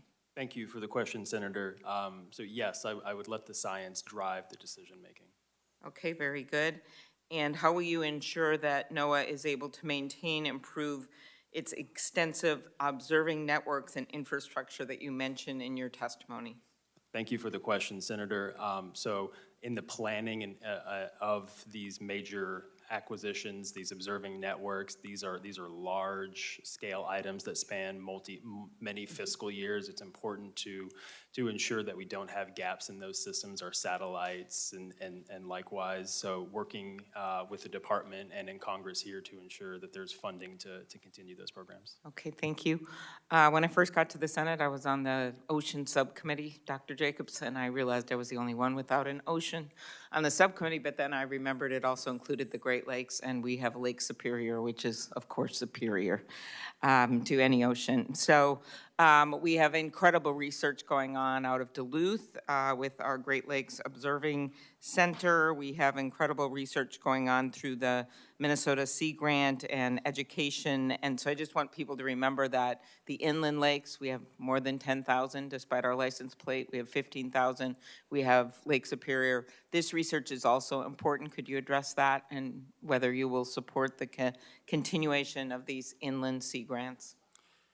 Yeah, so actually the lakes are a big driver in weather, like lake effect, snow, and things like that. And also I know that the harmful algal blooms are really important for folks in the lakes. So continuing that research, obviously, if confirmed, is a very high priority. Okay, very good, thank you. Just last, Mr. Kumar, like many of my colleagues, have addressed letters, specifically Representative Clyburn and Senator Lujan and I led a letter about the BEAD program. It was a more recent one, but there's ones going back, and if you will commit to get these letters answered. Thank you for the question, Senator. If confirmed, yes, I will commit to making sure to work with my colleagues to get you accurate and timely responses. And last, Secretary Lutnick announced that the Trump administration is going to relaunch the Tech Hubs program. He and I discussed this when he was in my office. I also discussed it with the deputy, and they're going to plan a new round of selection in early 2026. We are one of the tech hubs in Minnesota, but we did not get funded despite being one of the premier, this is back in time, as you know, places for medical device development and the like. And in the Midwest or in the entire country, will you work with me and my staff to look at the MedTech 3.0 program in Minnesota?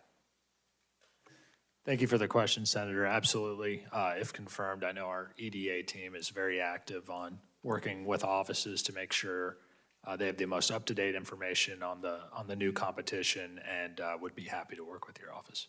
And then just last, not a question, I'll put it in writing, Rural Export Center, which is out of Fargo, but I'm always friends with our neighbors, and a big priority for me and Senator Hoeven. So I hope you'll look at that as well. Thank you.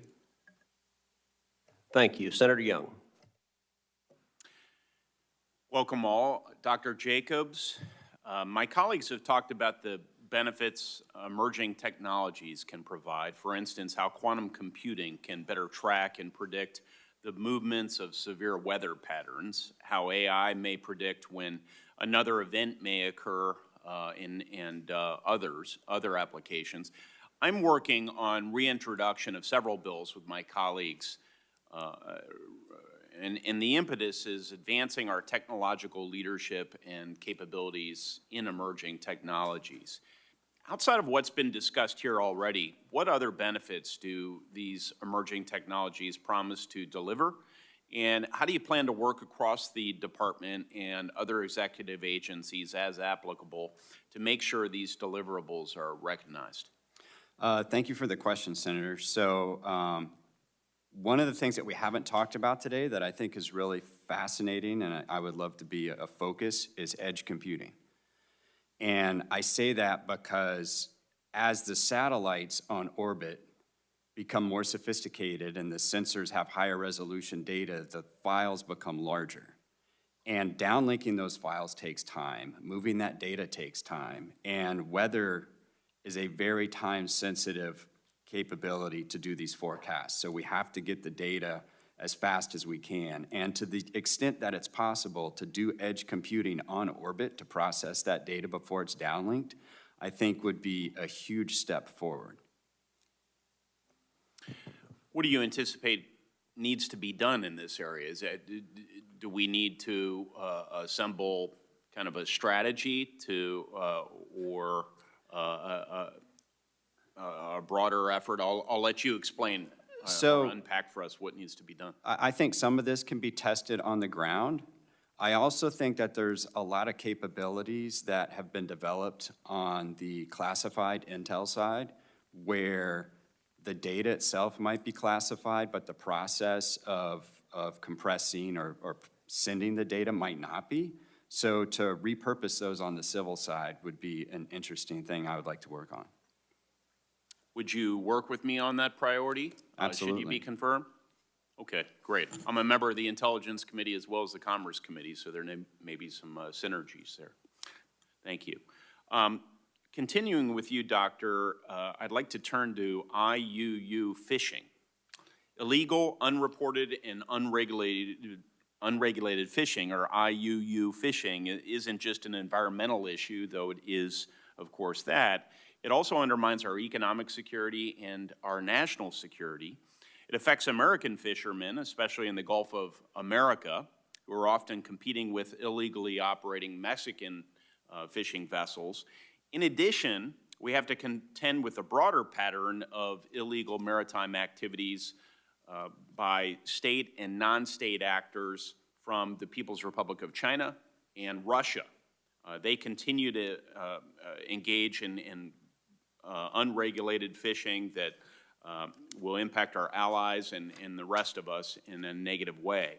And so it's our responsibility to protect American fishermen from these violations, to hold other nations accountable to the same standards of maritime law and sustainability that we uphold. How do you plan, Doctor, on coordinating with offices and other departments or agencies like the State Department or Coast Guard to effectively counter this issue at home and abroad? Thank you for the question. So countering this is a huge priority. Obviously, seafood competitiveness and reducing the seafood trade deficit is a big priority. So combating IUU is essential to accomplishing that. Would love to work, if confirmed, with the Coast Guard, with the Navy, particularly in the Pacific, where there's a lot of false flag vessels doing illegal fishing, in our EEZ, and other countries' EEZs where they're not flagged to be fishing. Tracking these ships when they turn off their transponders, traveling around, a lot of times there's other sort of nefarious things like human trafficking that's going along with this IUU. You know, as well as the, like we were mentioning earlier, the poaching of red snapper in the Gulf of America. That's a huge issue, and working with the State Department on that. And also potentially exploring other technologies, not just for the fishing aspect, but for the imports, because there's a lot of things that are being imported that we really need to take a close look at, mislabeling, things like that as far as imported seafood. Yeah, I think you hit on an important but often under-discussed component of this, which is the businesses themselves that will supply us seafood. They need to bring more transparency to their supply chains and ensure that they're not procuring seafood that has been obtained illegally. But I hope to work with you on this as well. Do you commit to doing so, should you be confirmed? If confirmed, absolutely. Okay. And then lastly, how do you see regional fisheries management organizations, or RFMOs, fitting into this equation? Is there an opportunity to reform or push these organizations to more effectively combat IUU fishing throughout the world when origin countries refuse to prosecute illegal fishermen, even with overwhelming evidence of their activities? Definitely, RFMOs, working through the RFMOs to ensure that other countries enforce their laws is really important, and also working through the RFMOs to ensure that we have a fair quota set for U.S. fishermen, very important. Thank you, Dr. Jacobs. Mr. Chairman? Thank you. Senator Hickenlooper. Thank you, Mr. Chair. Thanks to each of you for your willingness to go back into the arena, as it were. Let me ask you each a question just to start. Obviously, natural disasters cost the U.S. over $182 billion in damages last year alone. NOAA is a hugely important institution. I think everyone's questions recognize that and reflect that. So just as a thumbs up or thumbs down, recognizing nothing stays the same, do you think we're spending too much money in the science, the research around NOAA, or are we spending too little? Why don't you go start, Dr. Jacobs, we'll go right down the road. I think it probably depends on the area of research and working with private industry. As a whole, just, yeah. I don't need a polemic, but just what, as a whole, are we spending too much or too little? Oh, I don't know that you could spend too much on the research. That's a good answer. Thank you for the question, Senator. It's a difficult question to answer how much across the federal government spending on science activities, but I'd say it's a good thing to fund. Right. Well, I was thinking more just about NOAA. I realize the federal government, I wrestle with that as well. And certainly science isn't perfect. Science is full of second guessing and always trying to get better, as you all know. It's not a perfectly precise study, but it's crucial. Thank you for the question, Senator. I'm the nominee to run Ledge Affairs, so I defer to my colleagues here from that are NOAA nominees, but certainly appreciate the importance of funding research. Great. All right. You know, we've talked a lot about our ability to forecast natural disasters and how important that is. And I do agree the last mile that both of you, or both of the doctors brought up is critical, but I also believe in incremental improvement. And I think especially with better computing, we'll be able to get that recognition of when there is a potential flood event. And our heart goes out to the people in Texas and New Mexico. Unbelievable that the tragedy that happened there.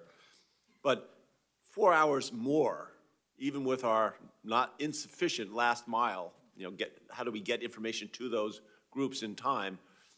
That extra 4 hours could make a huge difference. So I look at the importance of getting data and having it there and working with that data. And yet, it appears that we're going to stop collecting data or storing data and using data in certain places, most specifically the National Center for Environmental Information that tracks natural disasters.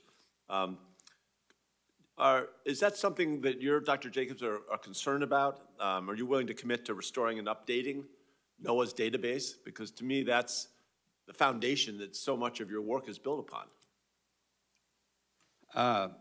Yeah, if confirmed, definitely ensuring that that data is archived and easily accessible by the public, the research, the science community is an essential function of NOAA.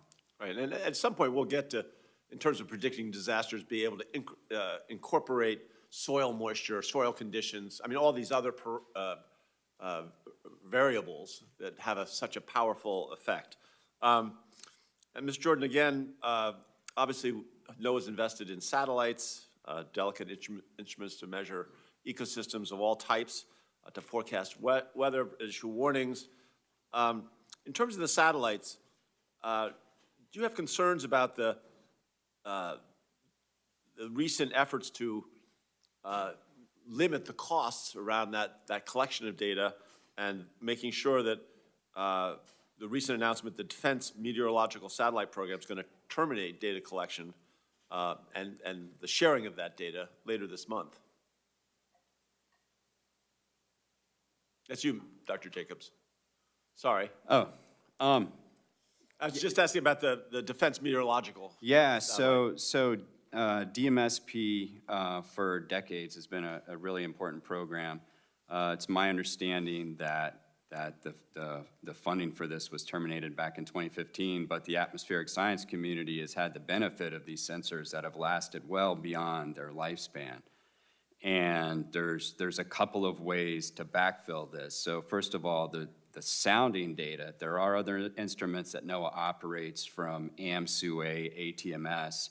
I think what's probably of more interest in the hurricane forecasting community is the imager data. So the microwave imagers. Right. So there's a follow-on program to this.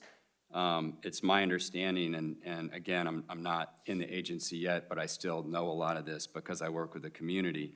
The follow-on program, they already have an asset on orbit. It's producing data. I believe NOAA is going to get access to that pretty soon. Right.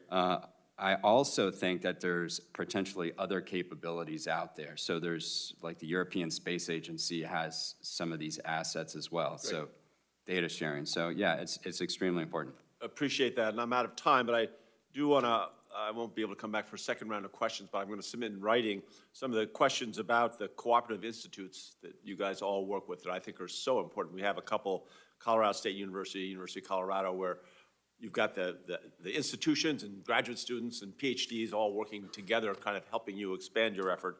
And then also the fire weather test bed that NOAA has, based in Denver, to increase wildfire resilience by researching and doing all that work around wildfire. So God bless you all for all your work. It is so crucial to the safety and of most of our, well, all of our country.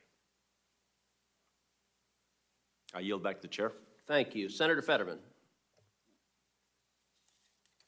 Thank you, Mr. Chairman.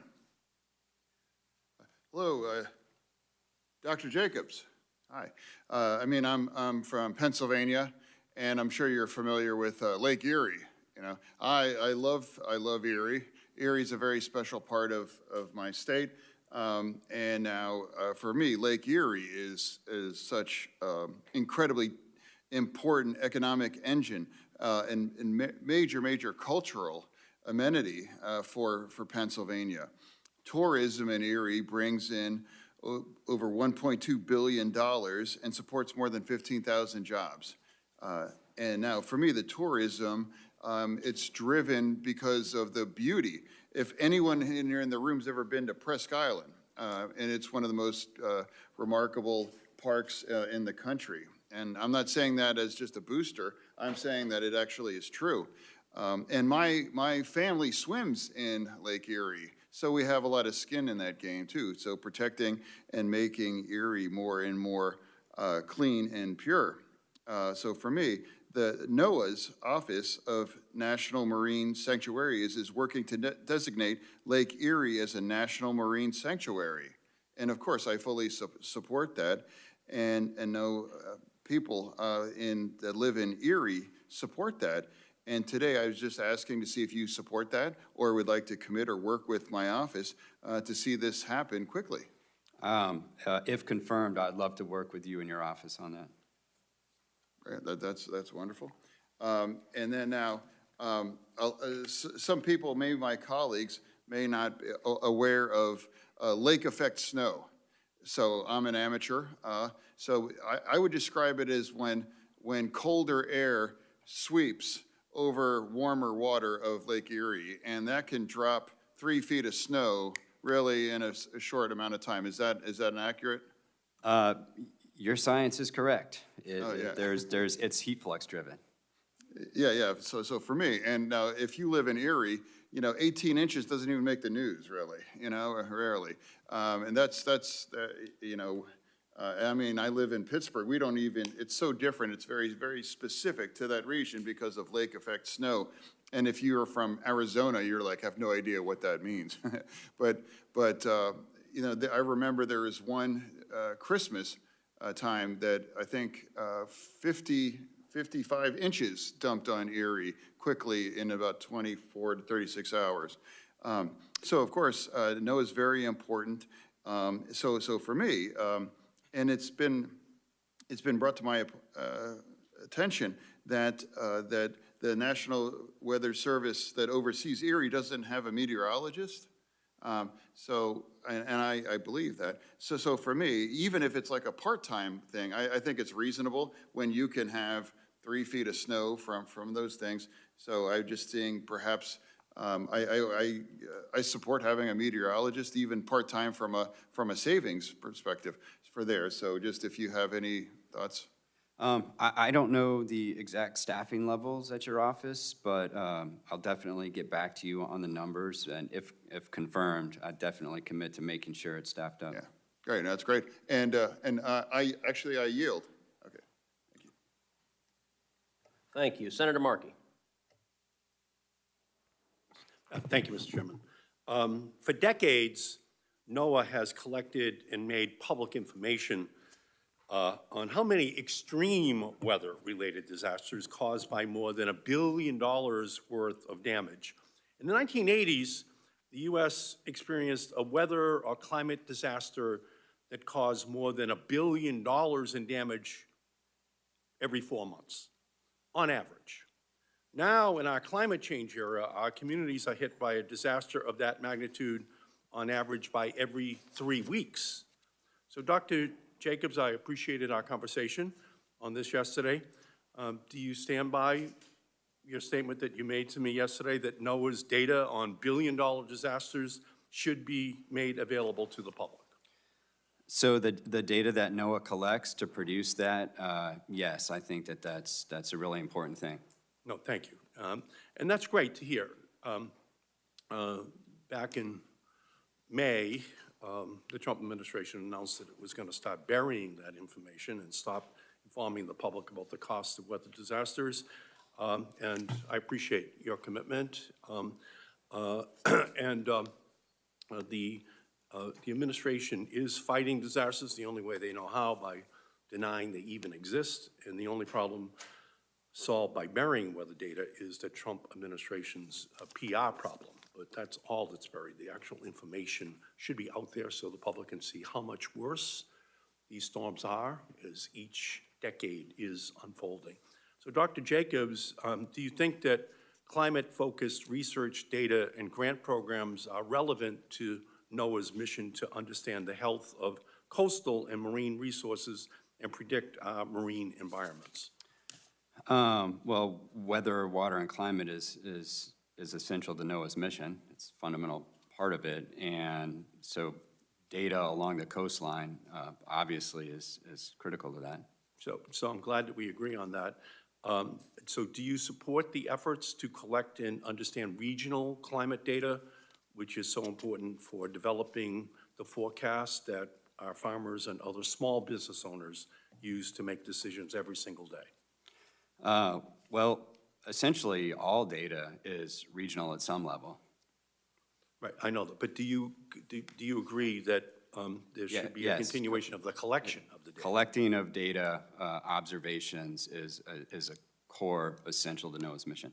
Yeah, so, and that's absolutely critical as well, because it's too bad that President Trump's budget uses the exact language on climate research as a justification to kill that exact program at NOAA. And frankly, I'm shocked that an agenda that that would, cause such problems could even be talked about in the era that we're in right now. Dr. Jacobs, the Trump administration wants to cut NOAA's budget by 27%. No climate, weather, Sea Grant, Ocean Labs, many other programs exempted. Dr. Jacobs, yes or no, do you support these cuts? Yes, I support the president's budget. Dr. Jacobs, do these cuts improve the weather readiness of our country? The cuts I believe you're referring to, a lot of that work is being transitioned in from the research side to the operations side. So the National Weather Service, the National Ocean Service, their mission essential functions will continue. I have a disagreement with you. A 27% cut is going to have an impact because there's a definite ripple effect that occurs when that kind of funding is slashed, because of weather readiness without funding is an hallucination. You can't cut something by 27% even as the storms are enhanced as each year goes by without having that additional capacity. So I do not agree with you on that issue. And finally, Mr. Jordan, in 2012, Senator Inhofe wrote a book called The Greatest Hoax: How the Global Warming Conspiracy Threatens Your Future. The next year, you adopted the social media handle at The Greatest Hoax as a reference to that book. Is that correct? So thank you for the question, Senator. That particular name came about while I was earning my master's degree. I appreciate that. Can you explain why you chose and kept The Greatest Hoax as your online identity based upon Senator Inhofe's book? What was the joke in that? So there is no joke. It was a young man's attempt at wit, and there's really no deeper meaning. They came about contemporaneously, and that's about it.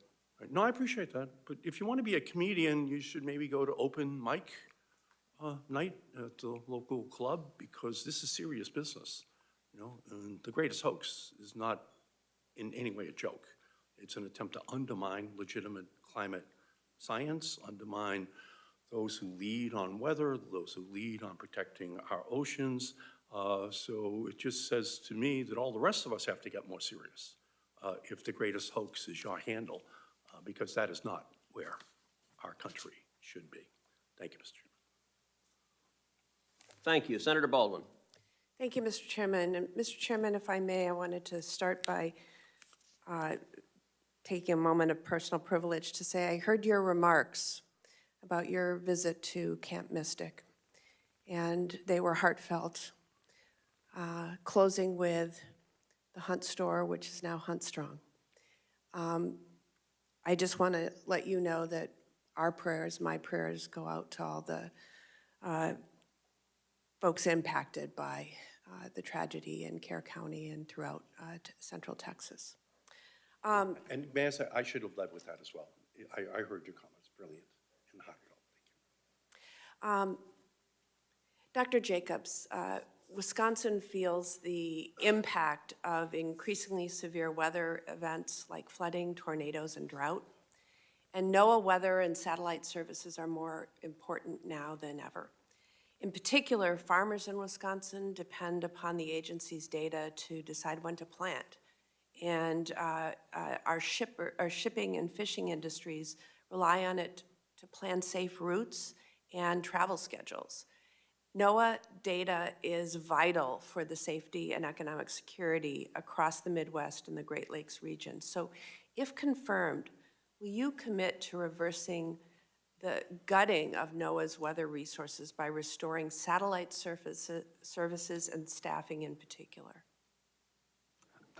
If confirmed, definitely making sure staffing is a top priority, and also satellite data, both the procurement of it, access to it, utilization of it is also essential top priority.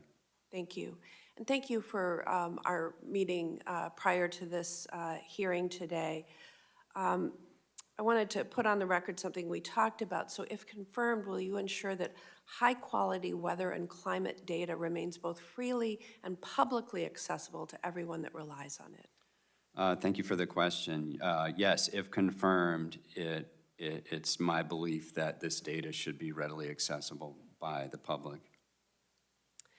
I want to take a moment to recognize the incredible network of Wisconsin organizations that partner with NOAA to protect the Great Lakes, including the Wisconsin Sea Grant, the National Estuarine Research Reserve System, the Coastal Management Program, the Marine Sanctuary Program, and many more. These programs operate on incredibly small, tight budgets while delivering enormous environmental and economic returns. And I would like to thank the people who lead this work in my home state of Wisconsin. Dr. Jacobs, the Great Lakes are a vital resource, not just for industry, but for the 40 million people who rely on them for their drinking water. NOAA plays a major role in protecting the lakes alongside its federal, state, tribal, and local partners from invasive species, from flooding, and harmful algal blooms. If confirmed, will you work on restoring and fully funding coastal programs that most impact our Great Lakes, including the Sea Grant, the Coastal Zone Management Program, the Estuarine Research Program, and marine sanctuaries that are doing this work right on the ground every day? Thank you for the question. If confirmed, would love to work with you on this going forward. I actually went home last night and read up on lampreys after our conversation. And what did you learn? Stuff I didn't really want to think about. Same here. These are obviously very, very important to you and your state as well as to NOAA, and I would look forward to working with you on this. Very good. Mr. Kumar, I am concerned that the President's fiscal year 26 budget proposal eliminates funding for the EDA, which among many other critical functions runs the Tech Hub program that was enacted through the bipartisan CHIPS and Science Act. As we discussed, Wisconsin has a tech hub focused on personalized medicine and biohealth technology, key areas for improving patient care and competing with China. The future of the Tech Hub program is too important to leave in question. So will you commit to keeping Congress updated on Commerce's plans for the Tech Hub program, and will you be responsive when we have questions? Thank you for the question, Senator, and I enjoyed our discussion yesterday on this topic. I know the Secretary sees this as a very important program. And yes, if confirmed, I'm committed to working with you and ensuring the EDA team works with you to ensure you and your office have all the necessary information on tech hubs. And just to reiterate, the EDA program is proposed to be closed, so it'll be hard to have them be the ones to be of contact. I need to know from you that you will keep Congress informed of where it's rehoused if that is a successful proposal on the part of the President. Absolutely. If confirmed, I will work with you in your office. Okay, and I'd like to close by reiterating my frustration with the lack of communication from the Commerce Department regarding dismantling of the Minority Business Development Agency. It's really unacceptable that the Secretary has been unresponsive to Congress as he takes away the resources for small businesses that we built up on a bipartisan basis. So if you're confirmed, I sincerely hope this will change. Thank you. Dr. Jacobs, President Trump has made it a national priority to expand offshore oil and gas production. NOAA plays a key role in reviewing permits and issuing authorizations under the Marine Mammal Protection Act and other laws. If you're confirmed, how will you improve the efficiency of the offshore permitting process, particularly when it comes to environmental reviews under NEPA or the MMPA? Thank you for the question, Senator. If confirmed, I'll work with the White House to find efficiencies to unlock America's energy potential, consistent with the executive order of Unleashing American Energy. Mr. Jordan, a persistent challenge within NOAA has been the siloed structure of its line offices, which has resulted in research projects stalling or never transitioning into operational use. NOAA must close the gap between research and operations in order to give the public and decision makers more timely and actionable information. How would you accelerate the research to operations timeline at NOAA and foster greater collaboration across line offices? Thank you for the question, Senator. So moving the research closer to the operational sister line offices of NOAA would be important to take that research from OAR, where it currently exists now, and moving it to the Weather Service or the National Ocean Service. The closeness with the operational end user, the outcome of that data will foster greater collaboration and innovation, and you also get that feedback loop of research to operations, operations to research. The operations really should be driving what the research is focusing on. Dr. Jacobs, we have seen a pattern of dual-engine flameouts caused by water and hail ingestion when aircraft descend into severe storms.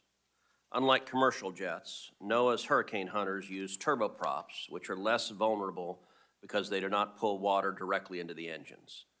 Can you and the Department of Commerce commit to working with the FAA to ensure that a future improved hurricane hunter fleet uses appropriate technology to prevent deadly incidents?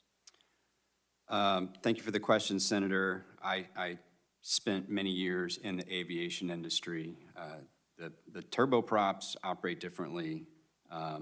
They essentially aren't affected by the air-fuel ratio, and that's what helps them in saturated environments, and would definitely commit to working with the FAA on this issue. Great. Hurricanes have also been known to pick up entire homes off their foundations. How big would a drone need to be to navigate through a hurricane, and to your knowledge, is such a drone available?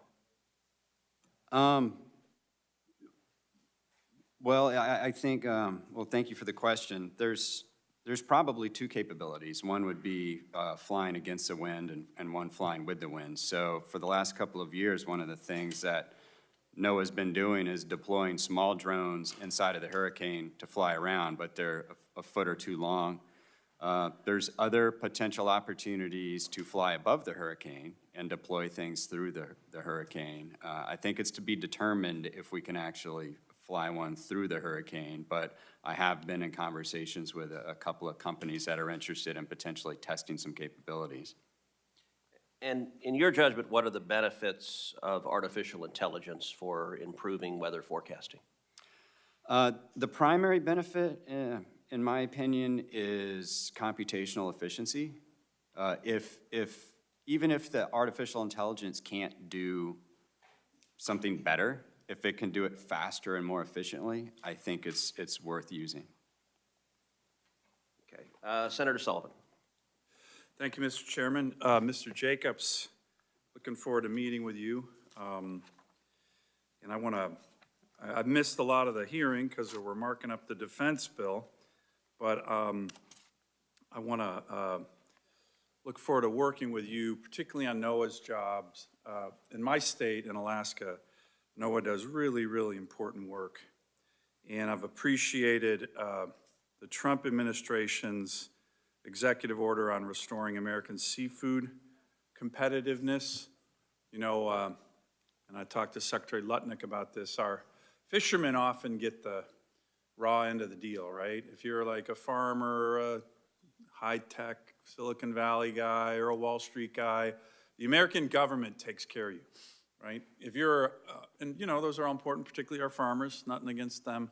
But when you're a fisherman, a lot of times it's like, hey, good luck, right? And so our fishermen don't ask a lot. They ask a few basic things from the federal government: robust fish surveys to inform accurate stock assessments, and the timely promulgation of regulations to open up the fisheries. Right? Unfortunately, NOAA, and this was during Biden for sure, they didn't do stock assessments. They were going on doing all their kind of other stuff. They got a lot of money, but they weren't doing the basic blocking and tackling of stock assessments. How much fish is in certain parts of the ocean, and how much can we fish it, knowing that we want sustainable, environmentally sound fisheries, okay? I've been worried, and when the Deputy Secretary of Commerce was here during his confirmation hearing, I let him know about my concerns that the Trump NOAA guys aren't doing it either. And it's not good, right? You got a basic job to do. So I need your commitment right now, if you get confirmed, and you and I are gonna have a long talk about this when you come see me in my office, but you gotta do this, right? And you can't cut staff who do this work. If you don't do surveys, guess what happens? The great American fishermen that I represent, and by the way, my state's the superpower of seafood. Over 2/3 of all seafood harvested in America, commercial, subsistence, sport, 2/3 comes from Alaska. So if and when you get confirmed, you're gonna be spending a lot of time in Alaska. But, right? Absolutely. Yeah, good, okay. But my point is, if you don't do the surveys, then the science is kind of crimped, and people say, well, we're not sure what you can do, and it limits their ability to actually go fish. So I want your view on that. I'm sure Senator Cantwell's already hit you up on it, but this is so important, and I'm a little concerned that the Department of Commerce under Secretary Lutnick is not doing it either, and it's unacceptable. You guys got to commit to me. And don't do like Biden did. They got all this money, and then they never did surveys either. They did all their other stuff. I don't know what the hell they did with the money. But commit to me on this right now, because it's really important. This is going to be a main part of your job. In, first 6 months, I've been really concerned. And gosh darn it, we're not asking a lot. Do the science, do the surveys. During COVID, people were making up, oh, we can't go out, it's too dangerous. No, go do the surveys. Can you talk a little about that and make a commitment to me and my fishermen that you will get out and do the damn surveys, right? It's really, again, we don't ask for much. It's basic blocking and tackling that NOAA's supposed to do. And I don't know why it's a problem right now. It shouldn't be a problem in the Trump administration. I need you to focus on it and commit to me right now to do it. Thank you for the question. So if confirmed, absolutely, stock assessments and surveys is a top priority. We wouldn't be competitive in the seafood industry if we don't do those, because understanding, for example, the status of pollock stock is essential for setting the quotas. And I understand and appreciate your concerns, and if confirmed, very, very high priority. Good. I appreciate that. We have a lot of issues. The bycatch issue is an issue. I was just up on the Yukon River. There's no fishing again on the Yukon. I was up, my wife's family has a fish camp on the Yukon River. There's no king fishing again. We need to get to the bottom of what's happening to our salmon runs. I had legislation, my Alaska Salmon Research Task Force Act, which was passed. NOAA did some good work, but we have some runs in Alaska that are doing great. Bristol Bay, Sockeye Run. Other iconic runs in Alaska, king runs on the Yukon, the Kuskokwim, they're cratering, and that really hurts people. More than just food security, it's culture for our native communities. Can you commit to me to continue to work, getting the best science, the best minds on why we're seeing in certain parts of Alaska these dramatic crashes in our salmon runs and why that's happening, and take action to help us return to what everybody in Alaska and America wants, strong, vibrant salmon runs. Thank you for the question. Absolutely. If confirmed, we'll commit to working on this. This is something that I've been wondering about for a while, because we do fund a lot of this restoration, and a lot of these stocks don't seem to be improving. Yeah. And it's deeply concerning. Well, and there's a gap in the research, right? That's one of the things that, it's a long story, but the salmon live out in the ocean most of their life, but the research from the feds is actually not focused on salmon. Alaska, the state, focuses on salmon research, but within the rivers, not out in the big ocean. We need more research on what's happening to the salmon as they live out in the ocean for most of their lives, and that's where NOAA could be very helpful. Can I get your commitment on that as well? Yes, definitely commit to working with you on this. And then finally, and I do want to compliment Secretary Lutnick and his team, President Trump and his team, on their executive order on seafood competitiveness. That was really welcomed. It was a really good EO. We got to work together to implement it. But the other thing I just need your commitment on, and Secretary Lutnick's been great on this, the unfair, unbalanced trade relationship that we have had, particularly with Russia and China. What do I mean?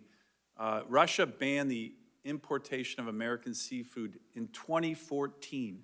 0 fish from America could go to Russia. And we, for whatever reason, for the last decade, have let them import as much fish as they want. That is crushing our fishermen, fishing communities. Finally, 2 years ago, under the Biden administration, I give them credit, they blocked the importation of Russian seafood.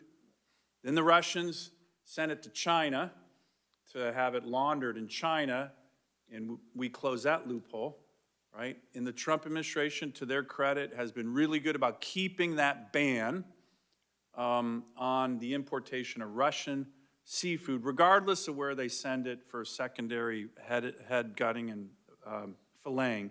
But I need your commitment to continue to that and work with us. We just had a really good hearing on IUU fishing, where the Chinese, the Russians, they have no standards, they use slave labor. And we need your help to work on those issues as well. Can I get your commitment on those? Absolutely. Good. Thank you, Mr. Chairman. Thank you. You know, Dr. Jacobs, you have spent decades as a redfish fishing guide on the Atlantic. I do have to ask, in following up my friend Senator Sullivan's questions, have you been salmon fishing in Alaska? I have. Good. That was the right answer, and it is extraordinary. I have too. That was the right answer. And it is a unique and beautiful place. Well, maybe when you come up to Alaska, the chairman and I, we can host you for some more fishing out there. I was looking forward to it. And since he's a guide, we may do better with him along. That's right. Good. Ranking Member Cantwell. Thank you. Chairman, and I do want to echo my colleague from Alaska's.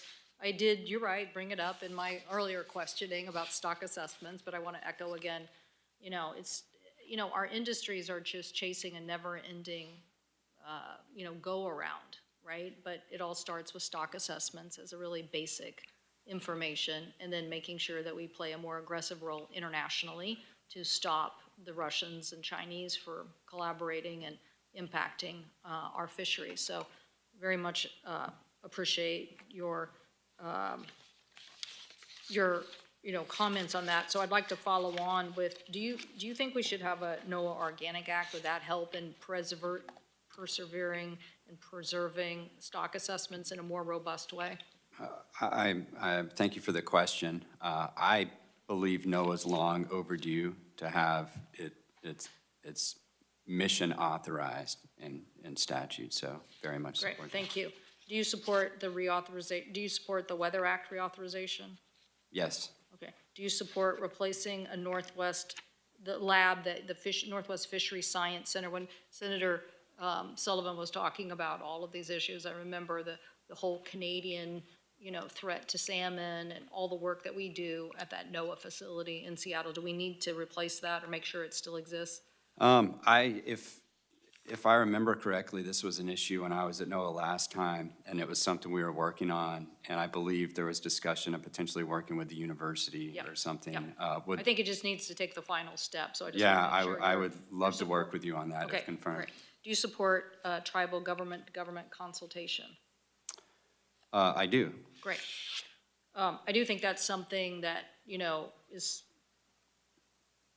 not an ongoing effort. We get it, we understand it with 29 tribes in the Northwest. We get what tribal to government consultation, government to government consultation means. But I do think from time to time, agencies forget this. And certainly, I think even in the last administration, they forgot this. So hopefully you can help restore that. I understand my colleague asked about the budget cuts, which you said you supported the 27% budget cut to NOAA. Is that correct? So how do you keep your science mission, and particularly in atmospheric and oceanic areas, how do you keep that science mission if we're cutting that budget? When in reality, that's a core part of your mission. Appreciate the question. It's, a lot of these priorities, particularly, weather forecasting and things we've been discussing all day, some of that's being transferred to the Weather Service. It's my hope for certain things that we're looking at to basically fulfill the mission requirements of the forecasting capabilities, that the Weather Service takes over a lot of that. Some other aspects transferred to the Ocean Service. Okay, so you think that the missions are going to be preserved, just preserved somewhere else? Yes, it's my objective to make sure that NOAA fulfills their mission requirements.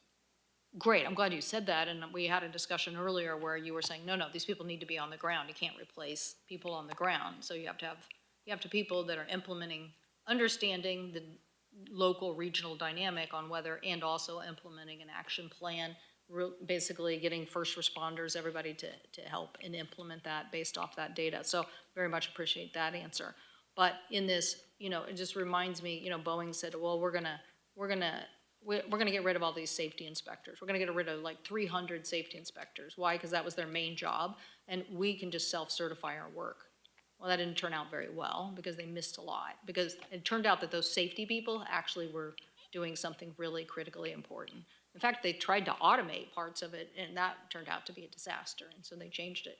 So I am cautioning you, and I don't agree with the Trump administration proposal on cutting these programs. I think there are essential scientific search information. I'm all for elevating the game. I have been for years, elevating with more supercomputing and certainly using, I think one of the things that we can do is get better information so that forecast is 2 weeks in advance. Or why are we cutting these weather balloons? I mean, the fact that the weather balloon is there to tell you the amount of moisture and the condition of the atmosphere. Why was that so important for us with fires? Because the land was getting so dry, a lightning strike that may not have caused a problem, now all of a sudden causes a problem. So the critical nature changed, and we had to understand that. So I hope that we're not thinking that we're just going to put weather up here in some big, we have this really great way of getting information from the private sector or somehow, and we're not going to play this critical role. I don't know, Mr. Jordan, you're shaking your head or nodding, so I don't know if you have a thought on this, but we can't just shift these resources somewhere else. We have to own them. NOAA has to own them. They have to own weather forecasting. We need it to be better, but we can't transfer some of it out and then say that's somebody else. Mr. Jordan. Thank you for the opportunity to provide a comment. So I agree. I was shaking my head in agreement with you. Yes, the weather forecasting is very important. America has a robust American private weather industry that really amplifies the work that NOAA does, but it is very important for NOAA to do its weather forecasting mission. Okay, well, how do we preserve that in a budget? I believe looking at the budget, again, not at NOAA, looking at it from the outside, I see the Weather Service mission, the line office, is preserved. But what about all the work they do to understand? Within the Weather Service? Yes. The budget, I believe, funds the Weather Service.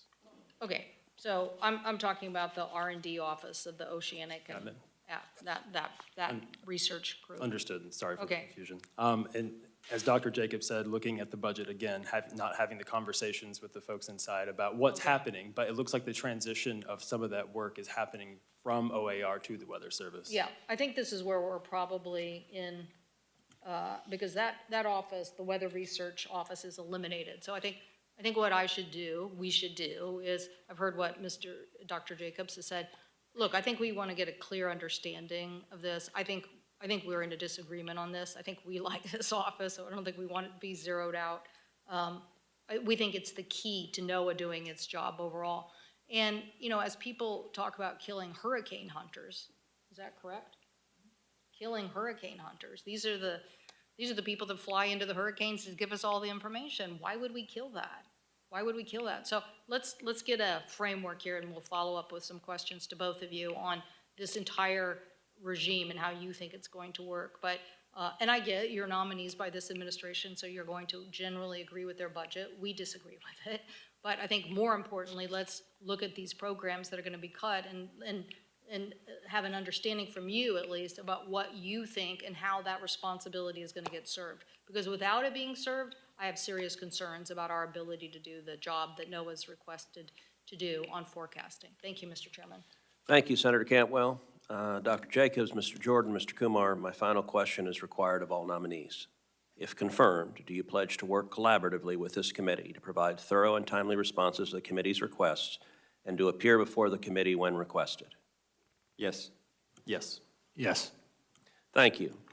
I have letters of support for Dr. Jacobs and Mr. Jordan's nominations that I ask unanimous consent to be inserted in the hearing record. Without objection, so ordered. Senators will have until the close of business on Friday, July 11th to submit questions for the record. The nominees will have until the close of business on Monday, July 14th to respond to those questions. That concludes today's hearing. The committee stands adjourned.